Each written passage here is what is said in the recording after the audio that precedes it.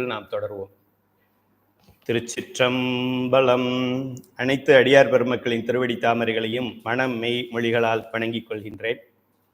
இன்று நாம் சிந்திக்க இருக்கின்றது போற்றி பதிகங்கள் என்ற வரிசையில் 5வது பதிகமாகவும், கைலை திருத்தாண்டகத்தில் கைலை போற்றி திருத்தாண்டகத்தில் 3வது கடைசி தாண்டகமாகிய தாண்டகத்தை பற்றி நாம் சிந்திக்க போகின்றோம். போற்ற வேண்டும் அப்படின்றதுலயே இருள் சேர் இருவினையும் சேரா இறைவன் பொருள் சேர் புகழ் புரிந்தார் மாட்டு. நல்வினை தீவினை என்ற 2 இருளும் சேராதவர் நம் இறைவர். சைவ சித்தாந்தத்தில் நாம் படித்திருக்கின்றோம், இறைவனுக்கு 8 குணங்கள் உள்ளது. அதுல ஒரு குணம் என்னவென்றால் இயற்கையிலேயே மலங்களிலிருந்து நீங்கியவன். இயற்கையிலேயே அதிகம் பாடி மலங்களிலிருந்து அவர் நீங்கல, நம்மள மாதிரி கிடையாது. அவர் இயற்கையிலேயே மலங்களில் இருந்து நீங்கியவர். பதியினை சென்று அணுகா பசு பாசம் அப்படின்னு நம்ம படிச்சிருக்கிறோம். அவருடைய புகழை புகழ்பவருக்கு இருள் சேர் இருவினையும் சேராது அப்படின்னு வள்ளுவர் சொல்றார். அதாவது பெருமானுக்கு எப்படி அந்த பாசம் அவனை போய் அடையாதோ, அது போல பெருமானை புகழ்கின்றவர்களுக்கும் இந்த பாசம் அடையாது, அடைஞ்சிருந்தா விட்டு விலகிவிடும் அப்படின்னு சொல்லி திருக்குறள்லயே சொல்லியிருக்கிறார் வள்ளுவர். அவர் தான் மூத்த சிவனடியார். முதல் இல்ல, மூத்த சிவனடியார். நம் மாணிக்க வாசகரும் போற்றி புகழ்ந்திருந்து பொய்கெட்டு மெய்யானார். போற்றி புகழ்ந்து இருக்க, முதல்ல போற்ற வேண்டும், புகழ வேண்டும். போற்றி புகழ்ந்து இருந்தால் பொய்கெட்டு மெய்யாகும். பொய் என்பது மாயை. மாயை விலகி சிவத்தோட நம்ம இந்த ய என்கின்ற உயிர் ஒரு பக்கம் சிவம் இருக்கின்றது, ஒரு பக்கம் மலம் இருக்கின்றது. சிவத்தோட சேர வேண்டிய உயிர் எந்த கால்குலேஷன்ல போட்டாலும், பிசிக்ஸ்ல பார்த்தாலும், கெமிஸ்ட்ரியில பார்த்தாலும், காமன் சென்ஸ்ல பார்த்தாலும், கை நாட்டு பார்த்தாலும், இந்த உயிர் சிவத்தோடு தான் சேர வேண்டும். ஆனால் இது சிவத்தை விட மலங்களில் அதிக ஆர்வம் காமிக்கிறது.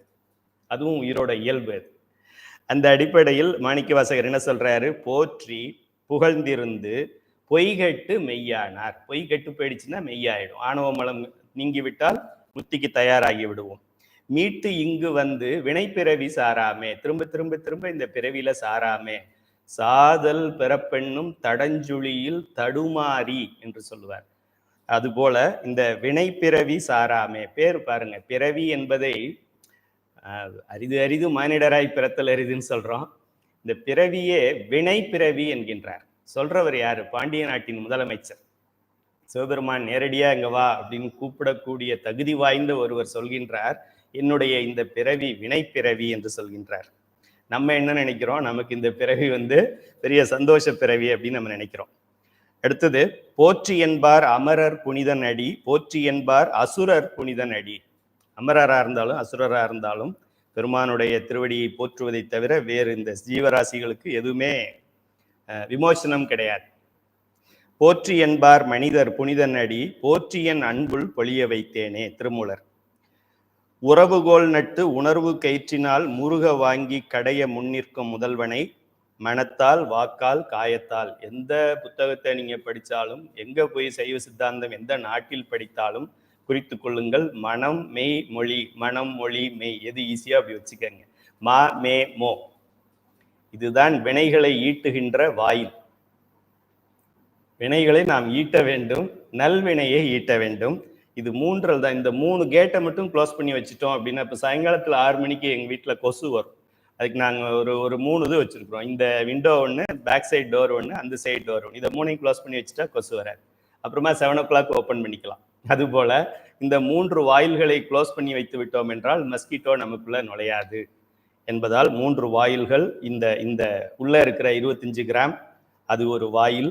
அதுக்கப்புறம் இது ஒரு வாய், இந்த வாயே ஒரு வாயில். அப்புறம் நம்முடைய செயல்பாடுகள். ஓகே, என்ன சொல்லுவோம்? அதை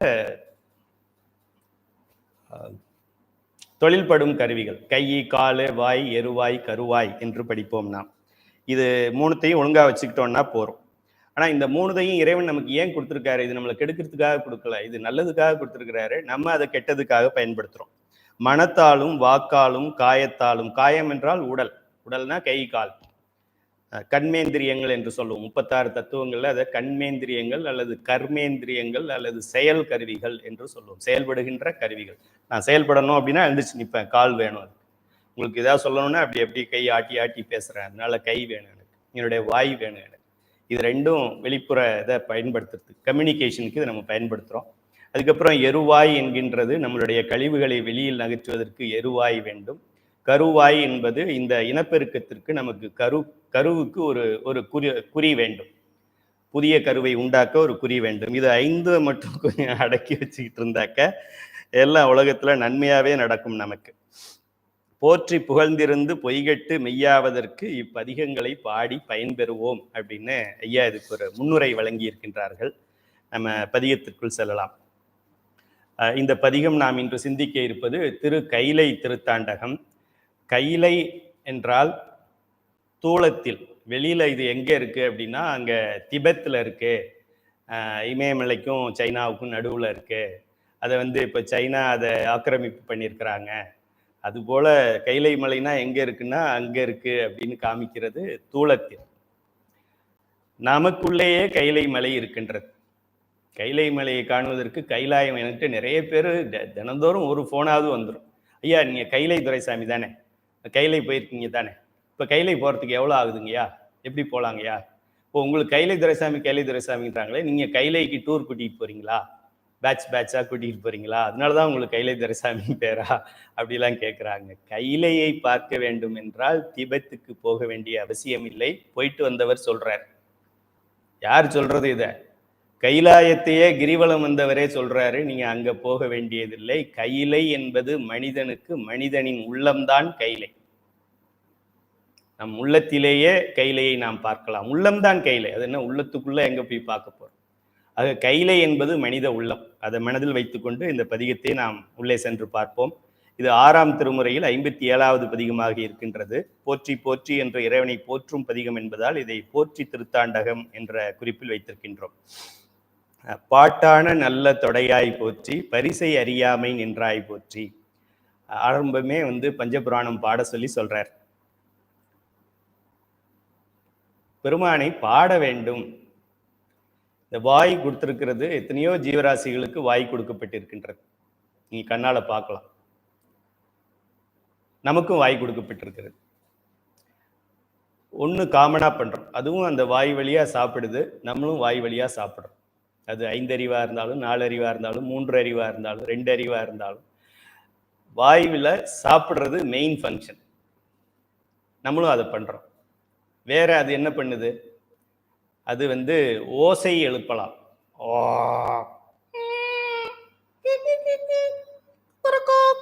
அப்படின்னு அது ஓசை தான் எழுப்பலாம். ஒளியை எழுப்பக்கூடிய சொல்லோசை, பொருளோசை என்ற தமிழ் இலக்கணப்படி ஒரு வார்த்தையை ஒரு கம்யூனிகேஷன் மீடியாவாக பயன்படுத்தக்கூடியது மனிதன் மட்டுமே. இப்படி ஒரு வார்த்தை என்கின்ற வாக்கை பெருமான் நமக்கு 36 தத்துவங்களில், சுத்த தத்துவங்களில் இருந்து நேரடியாக நமக்கு கொடுக்கப்பட்டிருக்கிறது. மாயைக்குள்ள நுழைச்சு கொடுக்கல. சுத்த சிவ தத்துவங்களிலிருந்து இது வந்திருக்கின்றது. நாதம் விந்திலிருந்து அப்படியே நேரடியா நமக்கு வந்துருச்சு கீழே. அவ்வளோ ஒரு அருமையான இந்த கிஃப்ட்.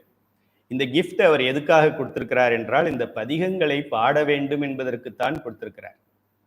இதை நம்ம ரொம்ப வருஷமா புரிஞ்சுக்கவே இல்லை.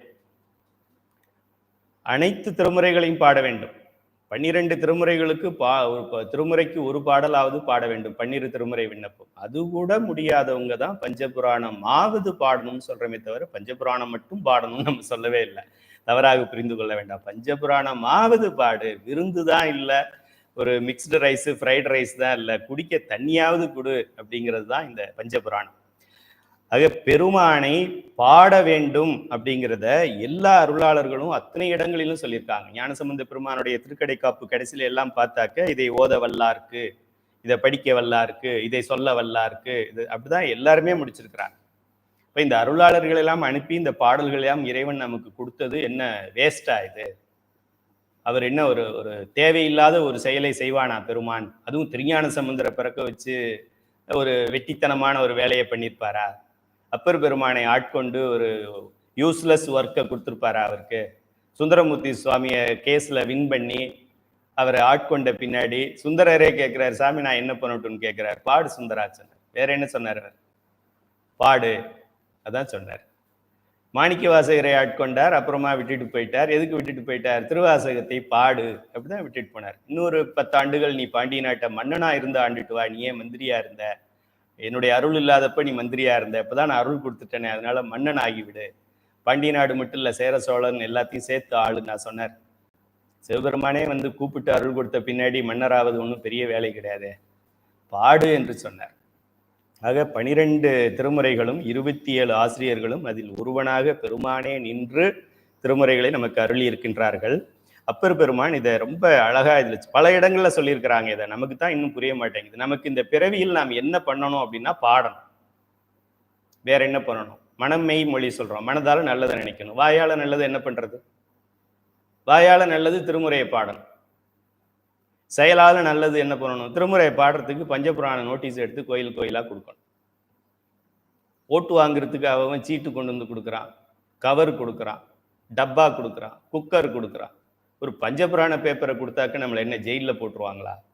இந்த ஜெயிலில் எவன் போட்டாலும் அந்த ஜெயிலில் போடாமல் தப்பிச்சுக்கலாம். இந்த ஜெயிலில் இருந்தாவது அதில் ஜாமீனில் வந்துடலாம். அந்த ஜெயிலுக்கு ஜாமீன் கிடையாது.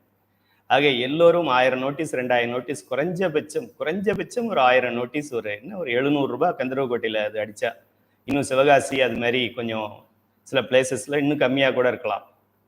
ஒரு 700 ரூபாய்க்கு ஒரு வருஷத்துல நம்ம ஒரு 1000 நோட்டீஸ் அடிச்சு உங்க பேரை போட்டு உங்க ஊர்ல உங்க சொந்தக்காரங்களுக்கு உங்க கோவில்ல உங்க கோவிலுக்கு வணங்க வர்றவங்களுக்கு நீங்க கொடுக்க சொல்றோம். அப்படி அவங்களுக்கு ஒரு சிவ புண்ணியத்தை நாம் கொடுக்கிறோம். இது பதி புண்ணியம் பசு புண்ணியம் நாம் சம்பாதித்து கொண்டு இன்னும் ஒரு உயிருக்கு அதை கொடுக்கிறோம். அதை வாங்கிட்டு போற அம்மா அவங்க படிச்சு அவங்க பிள்ளைங்களை படிக்க சர்டிபிகேட் விடுங்க. கையில அறக்கட்டளையில சர்டிபிகேட் வாங்குறது நம்ம எய்ம் கிடையாது. 50,000 பேர் பாடலைனாலும் பரவாயில்ல, 5 லட்சம் பேர் 5 லட்சம் வீடுகளுக்கு இந்த நோட்டீஸ் போயிட்டா போயிடும். நமக்கு 50,000 பேர் நம்ம கிட்ட பாடுறது நமக்கு அது இல்லை இலக்கு. அது ஒரு மெஷர், ஒரு அளக்கிற கருவிதானே தவிர 5 லட்சம் குடும்பங்களுக்கு இந்த பஞ்சபுராணம்னா என்ன? அந்த பஞ்சபுராணம் வீட்டுக்குள்ள ஒரு இடத்துல தகடு வந்துருச்சு, கட்டு போகட்டும் அழிஞ்சு போகட்டும்னு சொல்லி தகடை நிலைக்கு கீழே பதிச்சு வச்சுட்டு போயிட்டா வீடு கட்டு போயிடுதுன்னு சொல்றான். ஒரு பஞ்சபுராணத்தை கொண்டு போய் ஒரு வீட்டுக்குள்ள வச்சுட்டோம் அப்படின்னா அந்த வீடு விளங்கும் இல்லையா? நல்லதா தானே இருக்கும். ஏன் அதை நம்ம பண்ணக்கூடாது? பெருமான் அருமையா சொல்றாரு, பாட்டான நல்ல தொடையாய் போற்றி.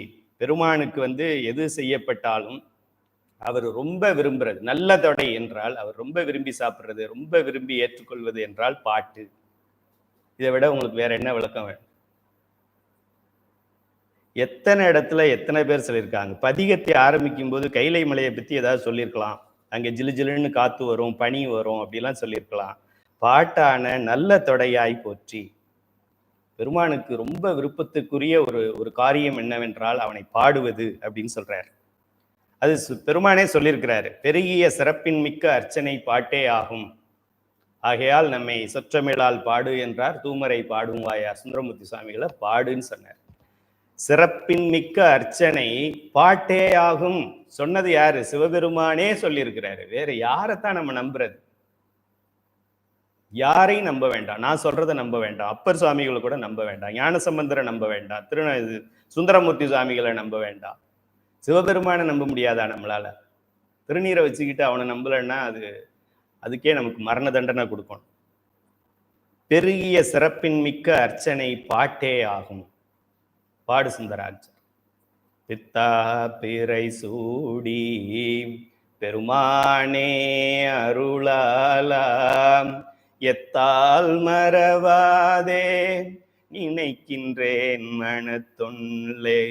மனத்துணை வைத்தாய் பெண்ணை தென்பால் வெண்ணை நல்லூர் அருள் துறையுள் அத்தா உனக்கு ஆளாயி நீ அல்லேன் எனலாமே. இவ்வளோ நேரம் கோர்ட்டில் உனக்கு நான் அடிமை இல்லை சொன்னவர் இப்ப கட்சி மாறிட்டு உனக்கு நான் அடிமை இல்லைன்னு சொல்ல முடியுமா என்று கேட்கின்றார். ஆக அனைவரும் பாட வேண்டும்.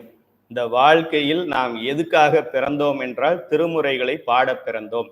சைவ சித்தாந்த மாணவர்களுக்கு தெரியும், சஞ்சித வினையிலிருந்து ஒரு பகுதியை இறைவன் பிராரத்த வினையாக கொடுத்து இந்த பிறவிக்கு கொடுத்திருக்கின்றான். அதுல கொஞ்சம் இன்பமும் இருக்கு துன்பமும் இருக்கு. அந்த வினைக்கு ஏற்றாற்போல் நம்முடைய உடலை கொடுத்தான், நம்முடைய தனு கரண புவன போகங்களை கொடுத்தான். பிரம்மாவுக்கு கொடுக்கப்பட்ட ரா மெட்டீரியல் இதுதான் அரிசி மாவு, இதுதான் உளுந்து மாவு, இதுதான் உப்பு, தோசையை சுடு அப்படின்னு சொல்லி அவனுக்கு கொடுக்கப்பட்டது இதுதான். அதை கொண்டுதான் பிரம்மா நம்மை படைக்கின்றார். இந்த இந்த படைத்த இந்த பிறவியில் நாம் அனுபவிக்க வேண்டிய துன்பங்களில் இருந்தும் நாம் மீளலாம் என்றால் அதற்குத்தான் திருமுறை. இல்லைன்னா இவங்க 4 பேரை படைச்சு அவங்கள நின்றுகிட்டே பாட வச்சிருக்க வேண்டாமே. ஆக நம்மளுடைய வினைகள் எல்லாம் வினையை வெல்ல முடியுமா, விதியை வெல்ல முடியுமா அப்படின்னா வெல்லலாம். ஒரே ஒரு காரியத்தால் வெல்லலாம். மதியால் வெல்லலாம் அப்படின்னு சினிமாவில் சொல்லுவாங்க. மதியால் இல்லை, மதி சூடியவனை பாடி வெல்லலாம். சினிமாவில் நாடகத்தில் சொல்லுவாங்க விதியை மதியால் வெல்லலாம். மதினா என்ன? இது பாடுறதுங்கிறதே ஒரு மதி தான். இப்போ உங்களுக்கு நான் கொடுத்துட்டேன், மதியை கொடுத்து அறிவை கொடுத்து விட்டேன். விதியை வெல்லலாம். எப்படி வெல்லலாம் என்றால் இந்த திருமுறைகளை பாடி மட்டுமே வெல்லலாம். வேற யாராவது சிவாச்சாரியார் சொல்ற கோயிலில் போயிட்டு 41 தேங்காயும் 32 பட்டு புடவையும் ஒரு தங்க செயினும் 1.5 காசுக்கு மாங்கல்யமும் வச்சாக்க அதெல்லாம் சரியா வராது. அதுக்கு இந்த பதிகத்தை 47 முறை நீங்க படிச்சிட்டீங்கன்னா எல்லாம் சரியாயிடும். இப்போ பாட்டான நல்ல தொடையாய் போற்றி பெருகிய சிறப்பின் மிக்க அர்ச்சனை பாட்டே ஆகும் பெருமான் சொன்னது. அதுக்கப்புறம் தாய்மானவர் என்ன சொல்றாரு பாருங்க. பன்மாலை திரளிருக்க பாமாலைக்கே பட்சம் பரமர்க்கு. இந்த பாமாலைக்கு அவருக்கு ஒரு அவரை அறியாம அவரை இழந்துருவார். அதைத்தான் ப்ரிஃபர் பண்ணுவார். நம்ம சாப்பாட்டில் சில பேருக்கு ஏதாவது ஒரு ஸ்வீட் மட்டும் அவங்களுக்கு ரொம்ப பிடிக்கும், ஒரு குழம்பு மட்டும் ரொம்ப பிடிக்கும். அதுபோல பெருமானுக்கு எல்லாமே பிடித்ததாக இருந்தாலும் ரொம்ப என்ன சொல்றாரு பாருங்க, பட்சம் பாமாலைக்கே பட்சம் பிரமருக்கு, அதுக்கு மட்டும் கொஞ்சம் அதிக முக்கியத்துவம் கொடுப்பாராம் பெருமான். அப்போ நம்ம எதை பண்ணணும்? அர்ச்சனை பண்ணணுமா, அபிஷேகம் பண்ணணுமா, கோயில் கட்டணுமா? நீங்கள் கோவிலே கட்ட வேண்டாம், அரண்மனை மன்றத்தில் ஐயா தியாகராசன் கட்டிக்குவார். நம்ம கட்டின கோயிலை பாடணும். பாடுறதுக்கு ஆள் இல்லாமல் கோயில் கட்டி என்ன பண்ணுறது? பாட வேண்டும் பாட வேண்டும் பாட வேண்டும் என்று அப்பர் பெருமான் முதல் லைனில் சொல்லியிருக்கின்றார். பாட்டான நல்ல தொடையாய் போற்றி மேம்பட்ட பாமாலை உடையவனே என்று பொருள். பரிசை அறியாமை நின்றாய் போற்றி. சைவ சித்தாந்த மாணவர்களுக்கு சொரூப நிலை என்று பெயர். பரிசை என்றால் உண்மை நிலை, உண்மை நிலை என்றால் சொரூப நிலை. சொரூப நிலை, இறைவனுடைய சொரூப நிலை பற்றி நமக்கு தெரியாது. அது வள்ளல் பெருமானது அது அருட்பெரும் ஜோதியாக இருக்கின்றார் அப்படின்னு சொல்றார். அதாவது அவர் 36 தத்துவங்களுக்கு இறங்குறதுக்கு மேல பரசிவமாக அவர் இருக்கும்போது நாதமாக உயிர்களுக்கு ஐந்தொழில் புரிய வர்றதுக்கு முன்னாடி அவர் எப்படி இருப்பார் என்றால் சொரூப நிலையில் இருப்பார். அங்கே குணங்கள் இல்லாதவர், குணாதீதன், குணமிலி, நிர்குணன் அப்படிலாம் நம்ம படிச்சிருக்கோம் இல்லையா? அந்த பரிசை அறியாமை நின்றாய் போற்றி. இது சைவ இதுல தோத்திரமும் சாத்திரமும் இந்த வகுப்பில் இந்த பரிசை அறியாமை என்றால் சொரூப நிலையை யாரும் அறிந்திரவில்லை. சொல்லற்கே அறியானை சொல்லி, சொல்ல முடியாதவனை சொல்றேன், ஏதோ எனக்கு தெரிஞ்ச வரைக்கும் சொல்றேன், ஆனா அவனை சொல்ல முடியாது என்று சொல்கின்றார் மாணிக்கவாசகர். ஆக பரிசை என்றால் உண்மை நிலை என்று பெயர். உண்மை நிலை என்று நாம் எதை சொல்கின்றோம்? சிவபெருமானுடைய உண்மை நிலை என்று நாம் சொல்லுவது அவனுடைய சொரூப நிலையை சொல்கின்றோம். சூட்டான திங்கள் முடியாய் போற்றி, திங்களை முடியில் சுமந்திருக்கின்றவனே. தூமாலை மத்தம் அணிந்தாய் போற்றி, அவனுடைய மாலையில் கொன்றையையும் பூமத்தம் என்கின்ற மலர்களையும் அணிந்திருக்கின்றவனே போற்றி. ஆட்டானது அஞ்சும் அமர்ந்தாய் போற்றி. என்றால் மாடு. மாட்டிலிருந்து, பசுமாட்டிலிருந்து கிடைக்கின்ற 5 பொருள்களை வைத்து அந்த அபிடேகம், பஞ்சகவியம் என்று சொல்லுகின்றோமே, அந்த பஞ்சகவியத்தால் அபிடேகம் செய்தால் இறைவனுக்கு பிடிக்கும் என்று அப்பர் பெருமான் சொல்றாரு, ஞானசம்பந்தர் சொல்றாரு, நாவுக்கரசர் சொல்றாரு, சுந்தரமூர்த்தி சுவாமிகள் சொல்றாரு. ஆனா சிவபெருமான் என்ன சொல்றாரு? பெருகிய சிறப்பின் மிக்க அர்ச்சனை பாட்டே ஆகும் சொல்லிட்டார். பஞ்சகவியம் இல்லை, பஞ்சபுராணம் சொல்றாரு. யாரு சொல்றதுக்கு நம்ம வெயிட்டேஜ் கொடுக்கலாம்? திருஞான சம்பந்தரும் நான் சொல்லலை, நான் சொல்றதெல்லாம் அவர் சொல்றது அப்படின்னு சொல்லியிருக்கிறார். இருந்தாலும் நான் சென்ற வகுப்பில் சொன்னது போல கைலே ஐயாவுக்கு அவருக்கு அல்வா பிடிக்கும்னு ஒரு மாணவர் சொல்றாரு. இன்னொரு மாணவர் இல்ல அவருக்கு வேற என்னப்பா இருக்கு, ஸ்வீட் பேர் கூட எனக்கு தெரியல பாருங்க, ஜாங்கிரி பிடிக்கும் அப்படின்னு சொல்றாரு, மைசூர் பாக்கு பிடிக்கும்னு சொல்றாரு. ஆளுக்கு ஒன்னொன்னு சொல்றாங்க. ஏன்னா நான் போன முறை அவங்க ஊருக்கு போயிருந்தப்ப அதை கொடுத்துருப்பாங்க, நான் விரும்பி சாப்பிட்ருப்பேன். ஆனா எனக்கு எது பிடிக்கும் அப்படின்னு நானே சொல்றேன், கேட்டுக்கங்க. எனக்கு பாதுஷா பிடிக்கும் அப்படின்னு நான் சொல்றேன். அப்படின்னா எதுக்கு வெயிட்டேஜ் கொடுக்கறது? இது போல பெருமான் வாய் திறந்து அவர் கேட்டது எல்லா அர்ச்சனையும் விட யாம் விரும்பும் அர்ச்சனை இப்பாட்டே ஆகும் என்று சொல்லியிருக்கின்றார். ஆக பஞ்ச கவியத்தில் நாம் ஆராய்ச்சி செய்ய வேண்டியதில்லை. அதற்காகத்தான் பஞ்ச புராணத்தை கொடுத்திருக்கின்றார்கள் பெரியோர்கள். அதை பாடி சிவனுடைய திருவடியை அடைவதற்கு 5 தொழில்கள் நாம் செய்ய முடியும் இந்த பஞ்ச புராணத்தை மட்டும் பாடிக்கிட்டே இருந்தாங்க. ஆட்டானது அஞ்சும் அமர்ந்தாய் போற்றி, அடங்கார் புறமெரிய நக்காய் போற்றி. அந்த 3 அசுரர்கள் இருந்தாங்க இல்லையா, அடங்காதவன், அடங்காத மாடு மாதிரி இருக்க, அடங்காம இருக்கேன்லாம் வீட்டுல திட்டுறாங்களா அம்மா, அப்படி அடங்காம இருந்துறவங்க 3 பேரையும் எல்லாரையும் தூளாக்கிட்டார் சாமி. அடங்கார் அப்படின்னாக்க அதுக்கு இன்னொரு பொருளும் இருக்கு, அறிவில்லாதவர்னு பேர். அறிவில்லாதவரும் அடங்கார். அறிவு இல்லாததுனாலதான் அவர் அடங்காரா இருக்கார். அறிவு இருக்க பணிவு வந்துடும். ஒருத்தருக்கு அறிவு இருக்கான்னு எப்படி பார்க்கறது, பணிவு இருக்கான்னு பார்க்கணும். பணிவு இருக்குன்னா அறிவு இருக்கு, அவ்வளவுதான். அவர் பிஏ படிச்சிருக்காரா, எம்ஏ படிச்சிருக்காரு. எம்ஏ படிச்சுட்டு பணிவு இல்லாம இருந்தா அறிவு இல்லைன்னு அர்த்தம். 10ஆம் கிளாஸ் தான் படிச்சிருக்காரு, பணிவா இருக்காருன்னா அறிவாளின்னு அர்த்தம். அறிவை அளக்கிறதுக்கு இதெல்லாம் கருவி. காலேஜ் டிகிரியை வச்சு நம்ம அளக்க முடியாது. காட்டு ஆணை மெய்த்தோல் உரித்தாய் போற்றி. காட்டில் யானையின் அந்த கொல்ல வந்த அந்த யானையோடைய தோலை உரித்தாய் போற்றி, கைலை மலையானை போற்றி போற்றி. ஆக இந்த பதிகத்தில் பெருமானுடைய பெருமைகளையும் இயல்பையும் சொல்றாரு. திங்களை தலையில் சூடி இருக்கின்பான், தூமாலை அணிந்திருப்பான், ஊமத்த மாலை அணிந்திருப்பான், 5 பஞ்சகவியத்தில் அபிஷேகம் செய்தால் ஏற்றுக்கொள்வான், அந்த முப்புறங்களை எரித்தான், காட்டானை மெய்த்தோல் உரித்தான், அப்படிலாம் பெருமானை பற்றி சொன்னாலும் நமக்கு உண்டான செய்தி என்னவென்றால், ஃபர்ஸ்ட் லைன் தான் நமக்கு உண்டான, நம்ம வாழ்க்கைக்கு உண்டான மந்திரம். பாட்டான நல்ல தொடையாய் போற்றி, பாடுங்க பாடுங்க பாடுங்க பாடுங்க என்பது. சித்தாந்த மாணவர்களுக்கு இதில் இருக்கின்ற செய்தி, பரிசை அறியாமை நின்றாய் போற்றி. அவனுடைய சுரூப நிலையை முழுவதுமாக யாரும் அறிந்திருக்கவில்லை, அவனுடைய மனைவிக்கே தெரியாது. இதுதான் பியூட்டி. மனைவின்றவங்க யாரு, இடையில் வந்தவங்க தானே. அதுபோல இறைவன் நமக்காக செயல்படுகின்றது தானே சக்தி. செயல்படுவதற்கு முன்னால் அவர் பொட்டென்ஷியல் எனர்ஜியாக இருக்கும். கைனடிக் எனர்ஜிக்கு பொட்டென்ஷியல் எனர்ஜியை பற்றி எப்படி தெரியும்?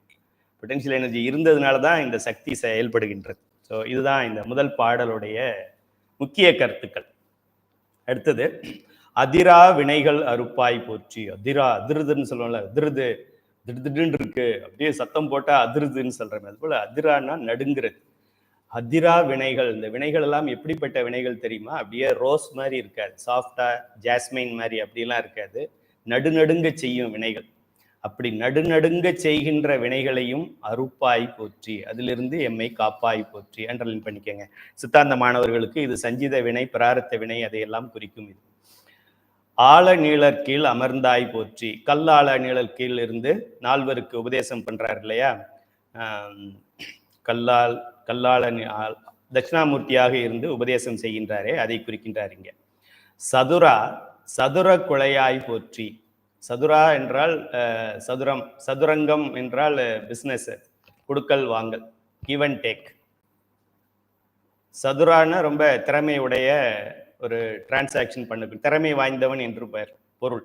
சதுர குழையாய் போற்றி. அந்த சதுர குழை, இந்த சதுரா வேற, அந்த சதுரம் வேற. சதுராங்கிறது வேற, அதுல இருக்கிற சதுராக்கு பொருள் வேற, சதுர குழைன்றதுக்கு வேற. இதெல்லாம் வார்த்தை சொல்லாட்சி என்று சொல்லுவார்கள். ஒரே வார்த்தைக்கு 2 பொருள் இருக்கு. அந்த 2 பொருள்லையும் பக்கத்துல அந்த வார்த்தையை வச்சு பாடுறது. இது இலக்கணத்துல இது என்ன பெயர் என்று தெரியவில்லை. இதெல்லாம் ரொம்ப அருமையான ஒரு அமைப்பு இந்த பாடல். தலையே நீ வணங்காயில் அது மாதிரி வரும். தலைங்கிற ஒரு வார்த்தை தான். தலையே நீ வணங்காய், தலைமாலை தலைக்கணிந்து தலையாலே பழிதேறும் தலைவனை தலையே நீ வணங்காய். ஒரு 2 லைன்ல 6 தலைவா வரும். அந்த தலைவனை வணங்காம இங்க சினிமாவில் இருக்கிறவனை தலைவான்னு சொல்லிட்டு இருக்கோம் நம்ம. சதுர குழையாய் போற்றி, சாம்பர் மெய்பூசும் தலைவா போற்றி. உடலெல்லாம் அந்த சாம்பலை திருநீற்றை அணிந்திருக்கின்ற பெருமானே போற்றி. எதிரா உலகம் அமைப்பாய் போற்றி. எதிரா உலகம்னா இணையில்லாத ஒரு உலகம். என்ன இணையில்லாத உலகம் இது? இப்போ இந்தியா இருக்கு, அமெரிக்கா இருக்கு, சைனா இருக்கு. இந்தியா தான் பிரச்சனையா இருக்கு அப்படின்னு சொல்லிட்டு நீங்க சைனாவுக்கு போயிட்டா அங்க ஒன்றும் பிரச்சனை இல்லையா, வேற பிரச்சனை இருக்கும். அங்கே இது மாதிரி பேச முடியாது, வகுப்பு நடத்த முடியாது. சரி, சைனா தான் அப்படி இருக்குன்னு சொல்லிட்டு நீங்க அமெரிக்காவுக்கு போயிட்டீங்கன்னா என்ன இருக்கும்? வீட்டில் எல்லா பிள்ளைங்களெல்லாம் கையில துப்பாக்கி வச்சிருக்கும். அது நித்திய கண்டம் பூர்ண ஆயுசும்பாங்க. அதுக்கு பேசாம இங்க கிராமத்துல மாடு மேய்ச்சிட்டு போயிடலாம், உயிருக்கு கேரண்டி. அங்க சிட்டியில இருக்கிறோன்னு சொல்லி அப்பாவுக்கு பெரிய துப்பாக்கி, பிள்ளைக்கு சின்ன துப்பாக்கி.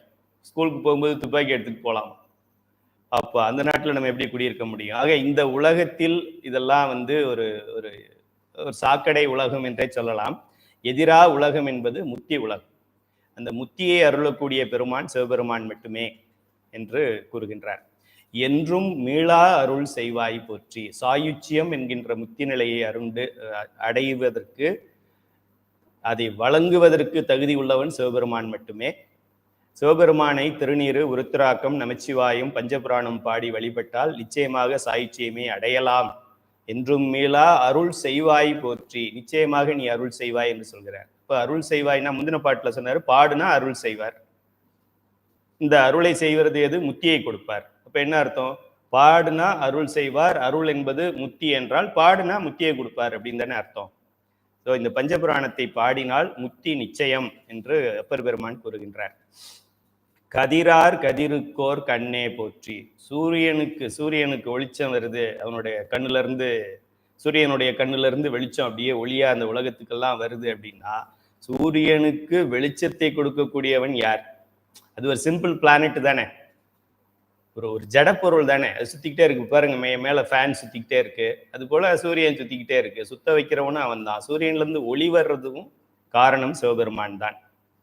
கைலை மலையானே போற்றி போற்றி. இந்த பாடலில் நாம் அறிந்து கொள்வது அதிரா வினைகள் அறுப்பாய் போற்றி. அண்டர்லைன் பண்ணிக்கங்க. நம்மளுடைய சஞ்சித வினையை அறுக்கக்கூடியவன், 3 வினைகளையும் அறுக்கக்கூடியவன். ஆகாமியமும் வராம பார்த்துப்பார். இருவினை ஒப்பு வந்து விட்டால் நமக்கு ஆகாமியம் வராது. இருவினை ஒப்பு வந்துட்டா ஆணவன் தான் கழிஞ்சதுன்னு கிடையாது, ஆகாமியம் வராது. ஃபர்ஸ்ட் ஆகாமியம் என்ன? ஐயா கைலேயா உங்களை பத்தி இது மாதிரி பேசிக்கிறான் ஐயா அப்படின்னு, அப்படியா என்னைய பத்தியா பேசுறான், நான் யாருன்னு காமிக்கிறேன் அவனுக்கு அப்படின்ட்டா போச்சு, ஆகாயம் ஆயிடுச்சு, ஆகாமிய வினை ஆயிடுச்சு, எதிர்வினை. அப்படியா? சரி. என்ன சொல்றாங்க இப்ப? எனக்கு நிறைய பேர் சொல்ற ஸ்டேட்மெண்ட் அதுதான். ஏதோ ஒன்று சொல்லி என்னை தேத்துறாங்க. காய்க்கிற மரம் தான் கல்லடி படுவோங்க ஐயா, அதனால நீ காய்க்கிற மரத்தை பார்த்து 4 பேர் கல்லால் அடிக்க தான் செய்வான், போய்கிட்டே இருங்க, தூற்றுவார் தூற்றட்டும், போற்றுவார் போற்றட்டும், நீங்க பணியை செஞ்சுக்கிட்டே இருங்க அப்படின்னு சொல்லி எனக்கு இந்த கல்லடி, காய்க்கின்ற மரம் தான் கல்லடி படும் அப்படின்னு ஒரு புதுசா எனக்கு சொல்லி கொடுத்துருக்குறாங்க மாணவர்கள். அந்த அளவில் 3 வினைகளையும் மறுத்து அதிலிருந்து காத்து நம்மை முத்தி அடைய செய்பவன் சிவபெருமான் தான் அப்படிங்கிற கருத்து இதுல நமக்கு கிடைச்சிருக்கு. அடுத்த பாடல், 3வது பாடல்ல செய்யாய் கரியாய் வெளியாய் போற்றி. செய்யாய்னா சிகப்பு, ரெட், செம்மை கலர். அந்த நெருப்புல ஃபயர்ல வந்து ஒரு ரெட்டிஷா இருக்கும் இல்லையா, ஃப்ளேம், அந்த மாதிரி செய்யாய். கரியாய் கருமை நிறம், வெளியாய் போற்றி வெண்மை நிறம்.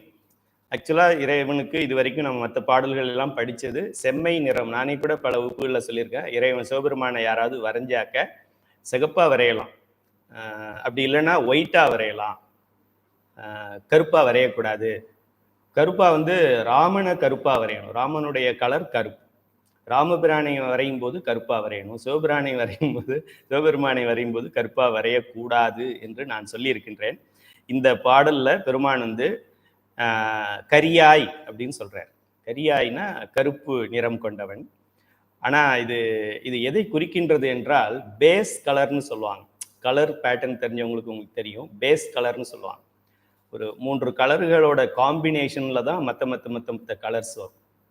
இப்போ நீங்கள் பெயிண்ட்டு கடைக்கு போனீங்கன்னா அவன் ஒரு ஷேடுன்னு சொல்லி ஒரு டேபிள் மாதிரி கொடுப்பான், அதில் ஒரு 2000 நம்பர் போட்டிருப்பான். அந்த கலர் தனித்தனியாக உண்டாகாது. இந்த பேஸ் கலர்ஸை வச்சு அந்த ரேஷியோ, இதில் கொஞ்சம் அதை கூட்டி இதை பண்ணால் இது அப்படின்னு சொல்லுவாங்க. இப்போ அரிசி மாவு அதிகம் வச்சு உளுந்து மாவு கம்மியாக வச்சு உப்பு கம்மியாக போட்டாக்க இட்லி மாவு, இட்லிக்கும் தோசைக்கும் அதை பயன்படுத்தலாம். உளுந்து அதிகமாக வச்சு அரிசியை கொஞ்சமாக போட்டு உப்பு கொஞ்சம் அதிகமாக போட்டால் அது வடை மாவு, அது இட்லி தோசை மாவு கிடையாது. உளுந்து அதிகமானா வடை மாவு, உளுந்து வடை மாவு. அரிசி மாவு அதிகமாக இருந்தா அப்படிங்கிற மாதிரி பேஸ் கலர்ஸ்ன்றது ஒன்று இருக்கு. அதுக்கப்புறம் டெரைவ்டு கலர்ஸ், அதனால மிக்ஸ் பண்ணி வரக்கூடிய கலர் நிறையா இருக்கு. அந்த அடிப்படையில் பெருமான் இங்க இந்த சிகப்பு, கருப்பு, வெள்ளை என்கின்றவை பேஸ் கலர்ஸ் அப்படிங்கிற அடிப்படையில் சொல்லியிருக்கிறார். அடுத்தது செல்லாத செல்வம் உடையாய் போற்றி. செல்லாத செல்வம்னா செல்லாத செல்வம் பழைய காசுன்னு கிடையாது. இந்த டிமானிட்டைசேஷனுக்கு முன்னே பழைய 1000 ரூபாய் நோட்டு இருக்குதே, அது செல்லாத செல்வம். அந்த 1000 ரூபாய் நோட்டு இப்போ உங்கள்கிட்ட கொடுத்தா வாங்கிப்பீங்களா? வாங்கிக்க மாட்டீங்க. அதுதான் செல்லாத செல்வம்னு படிக்கும்போது அப்படி படிக்கக்கூடாது. செல்லாத செல்வத்தை அவன் வச்சிருந்து என்ன பண்றது? செல்லாத செல்வம் என்றால் சிவபெருமானுடைய செல்வம் என்றும் அவன் அனாதி பொருள். அவன் உயிர்கள் மேல் கொண்டிருக்கின்ற கருணை என்றும் நீங்காத கருணை. அதுதான் செல்லாத செல்வம், நீங்காத செல்வம் என்று பெயர். அண்டர்லைன் பண்ணிக்கங்க. சிவபெருமானுடைய செல்வம் நீங்காத செல்வம். ஒரு சீசன்ல கிடைக்கும், ஒரு சீசன்ல கிடைக்காது, அப்படிலாம் கிடையாது. நீங்காத செல்வம். என்ன செல்வம்? கருணை தான் அவனுடைய செல்வம். அவன் என்ன பணம், காசு, நெக்லஸ், பிரேஸ்லெட் அதெல்லாமா வச்சிருக்க போறான்? நீங்காத செல்வம் இந்த உயிர்களுக்கு அவன் அருளுவது அவனுடைய கருணை. அடுத்தது ஐயாய். ஐயாய்னா ரொம்ப வியக்கத்தக்கவனே என்று பொருள். பெரியாய், பெரியவனே என்று பொருள். சிறியாய், பெரியாய் சிறியாய். சிவபுராணம் படித்தோம் அப்படின்னா அந்த எதிர்முறைகளை ஒரு வரிகள்லையும் சொல்லிக்கிட்டே வருவார் மாணிக்க வாசகர். அதுபோல பெரிதில் பெரியவனும் அவன்தான், சிறிதில் சிறியவனும் அவன்தான். ஆக அதான் வியக்கத்தக்கவன். அவன் சின்னவன் நினச்சிக்கிட்டு நம்ம ஏதோ கேர்லெஸ்ஸாக இருந்துடக்கூடாது. சிவபெருமானாக்க ரொம்ப சின்னப்பா, ஒரு ஆட்டம் மாதிரி இருப்பான்ப்பா, அவ்வளோதான்ப்பா அப்படின்னு விட்டுறக்கூடாது. சிவபெருமான் என்றால் இந்த பூமி பூமி பூமின்னு நம்ம சொல்றோமே, இது மாதிரி ஆயிரம் ஆயிரம் ஆயிரம் ஆயிரம் பூமிகளை எல்லாம் அடக்குகின்ற ஆகாயம் என்ற ஒரு பூதத்தை தன் தன் திருவடியில் ஒரு தூசியாக அடக்கி வைத்திருக்கின்றவன்.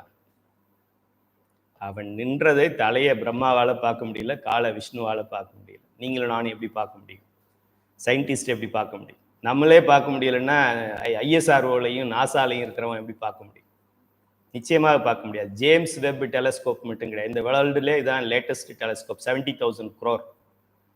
அது கொடுத்துருந்தா இந்தியாவில் ஏழ்மையே இல்லாமல் பண்ணியிருந்திருக்கலாம். அதால அது இன்னொரு டெலஸ்கோப் வரும், அது ஜேம்ஸ் அப்படின்னு வரும். எது வந்தாலும் அவனை பார்க்க முடியாது. அண்டப்பகுதியின் உண்டை பிறக்கும் அளப்பெரும் தன்மை, அளப்பெரும் தன்மை, அளப்பெரும் தன்மை. ஒன்றனுக்கொன்று நின்றில் பகுதி 101 கோடியின் மேற்பட விரிந்தன விரிந்தன விரிந்தன விரிந்தன விரிந்தன. இன்னும் லென்ஸ் பெருசு ஆக ஆக இன்னும் பெருசா போய்கிட்டே இருக்குமே தவிர உன் லென்ஸுக்குள்ள அவரை அடக்க முடியாது. இந்த எத்தனை பிளானட் இருக்குன்னே சொல்ல முடியாத சயின்டிஸ்டுக்கு சிவபெருமானுக்கு தலையில எத்தனை முடி இருக்குன்னு எப்படி சொல்ல முடியும்? சரி. ஐயாய், பெரியாய், சிறியாய் போற்றி, ஆகாச வண்ணம் உடையாய் போற்றி. ஆகாசம், ஆகாசம் வண்ணம் ஒன்றால் இப்போ நான் சொன்னதுதான். ஆகாசம்னா ஸ்பேஸ் சொல்றோம். ஸ்பேஸ் என்பது ஸ்பேஸுக்குள்ள சிவபெருமான் அடக்க முடியாது, ஏனென்றால் ஸ்பேஸ் சிவபெருமானுக்குள் அடங்கி இருக்கின்றது. அது நம்ம தெரிஞ்சுக்கணும். டைம் சிவபெருமானுக்குள் அடங்கி இருக்கின்றது. ஸ்பேஸ் அண்ட் டைம் ஈவென்ட்ஸ்ன்னு சொல்லுவோம். S&T, space and time.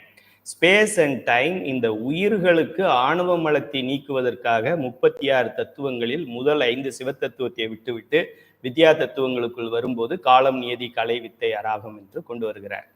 உயிருக்காக கொண்டு வந்தது தான் டைம் பீஸு, கேலண்டரு, அதுதானே தவிர டிஜிட்டல் வாட்சு இதெல்லாமே தவிர சிவபெருமானை இதை கொண்டு அளக்க முடியாது. நாம் அதனால தான் அனாதி என்ற ஒரு வார்த்தையை நமக்கு வைத்து கொடுத்திருக்கின்றார்கள் பெரியவர்கள். ஆக இந்த ஆகாசம், ஸ்பேஸ் என்று சொல்லக்கூடிய இந்த ஆகாயத்தோடைய சிறப்பு என்ன? எல்லாவற்றையும் தன்னுள் அடக்கி இருக்கின்றது இந்த ஆகாயம்.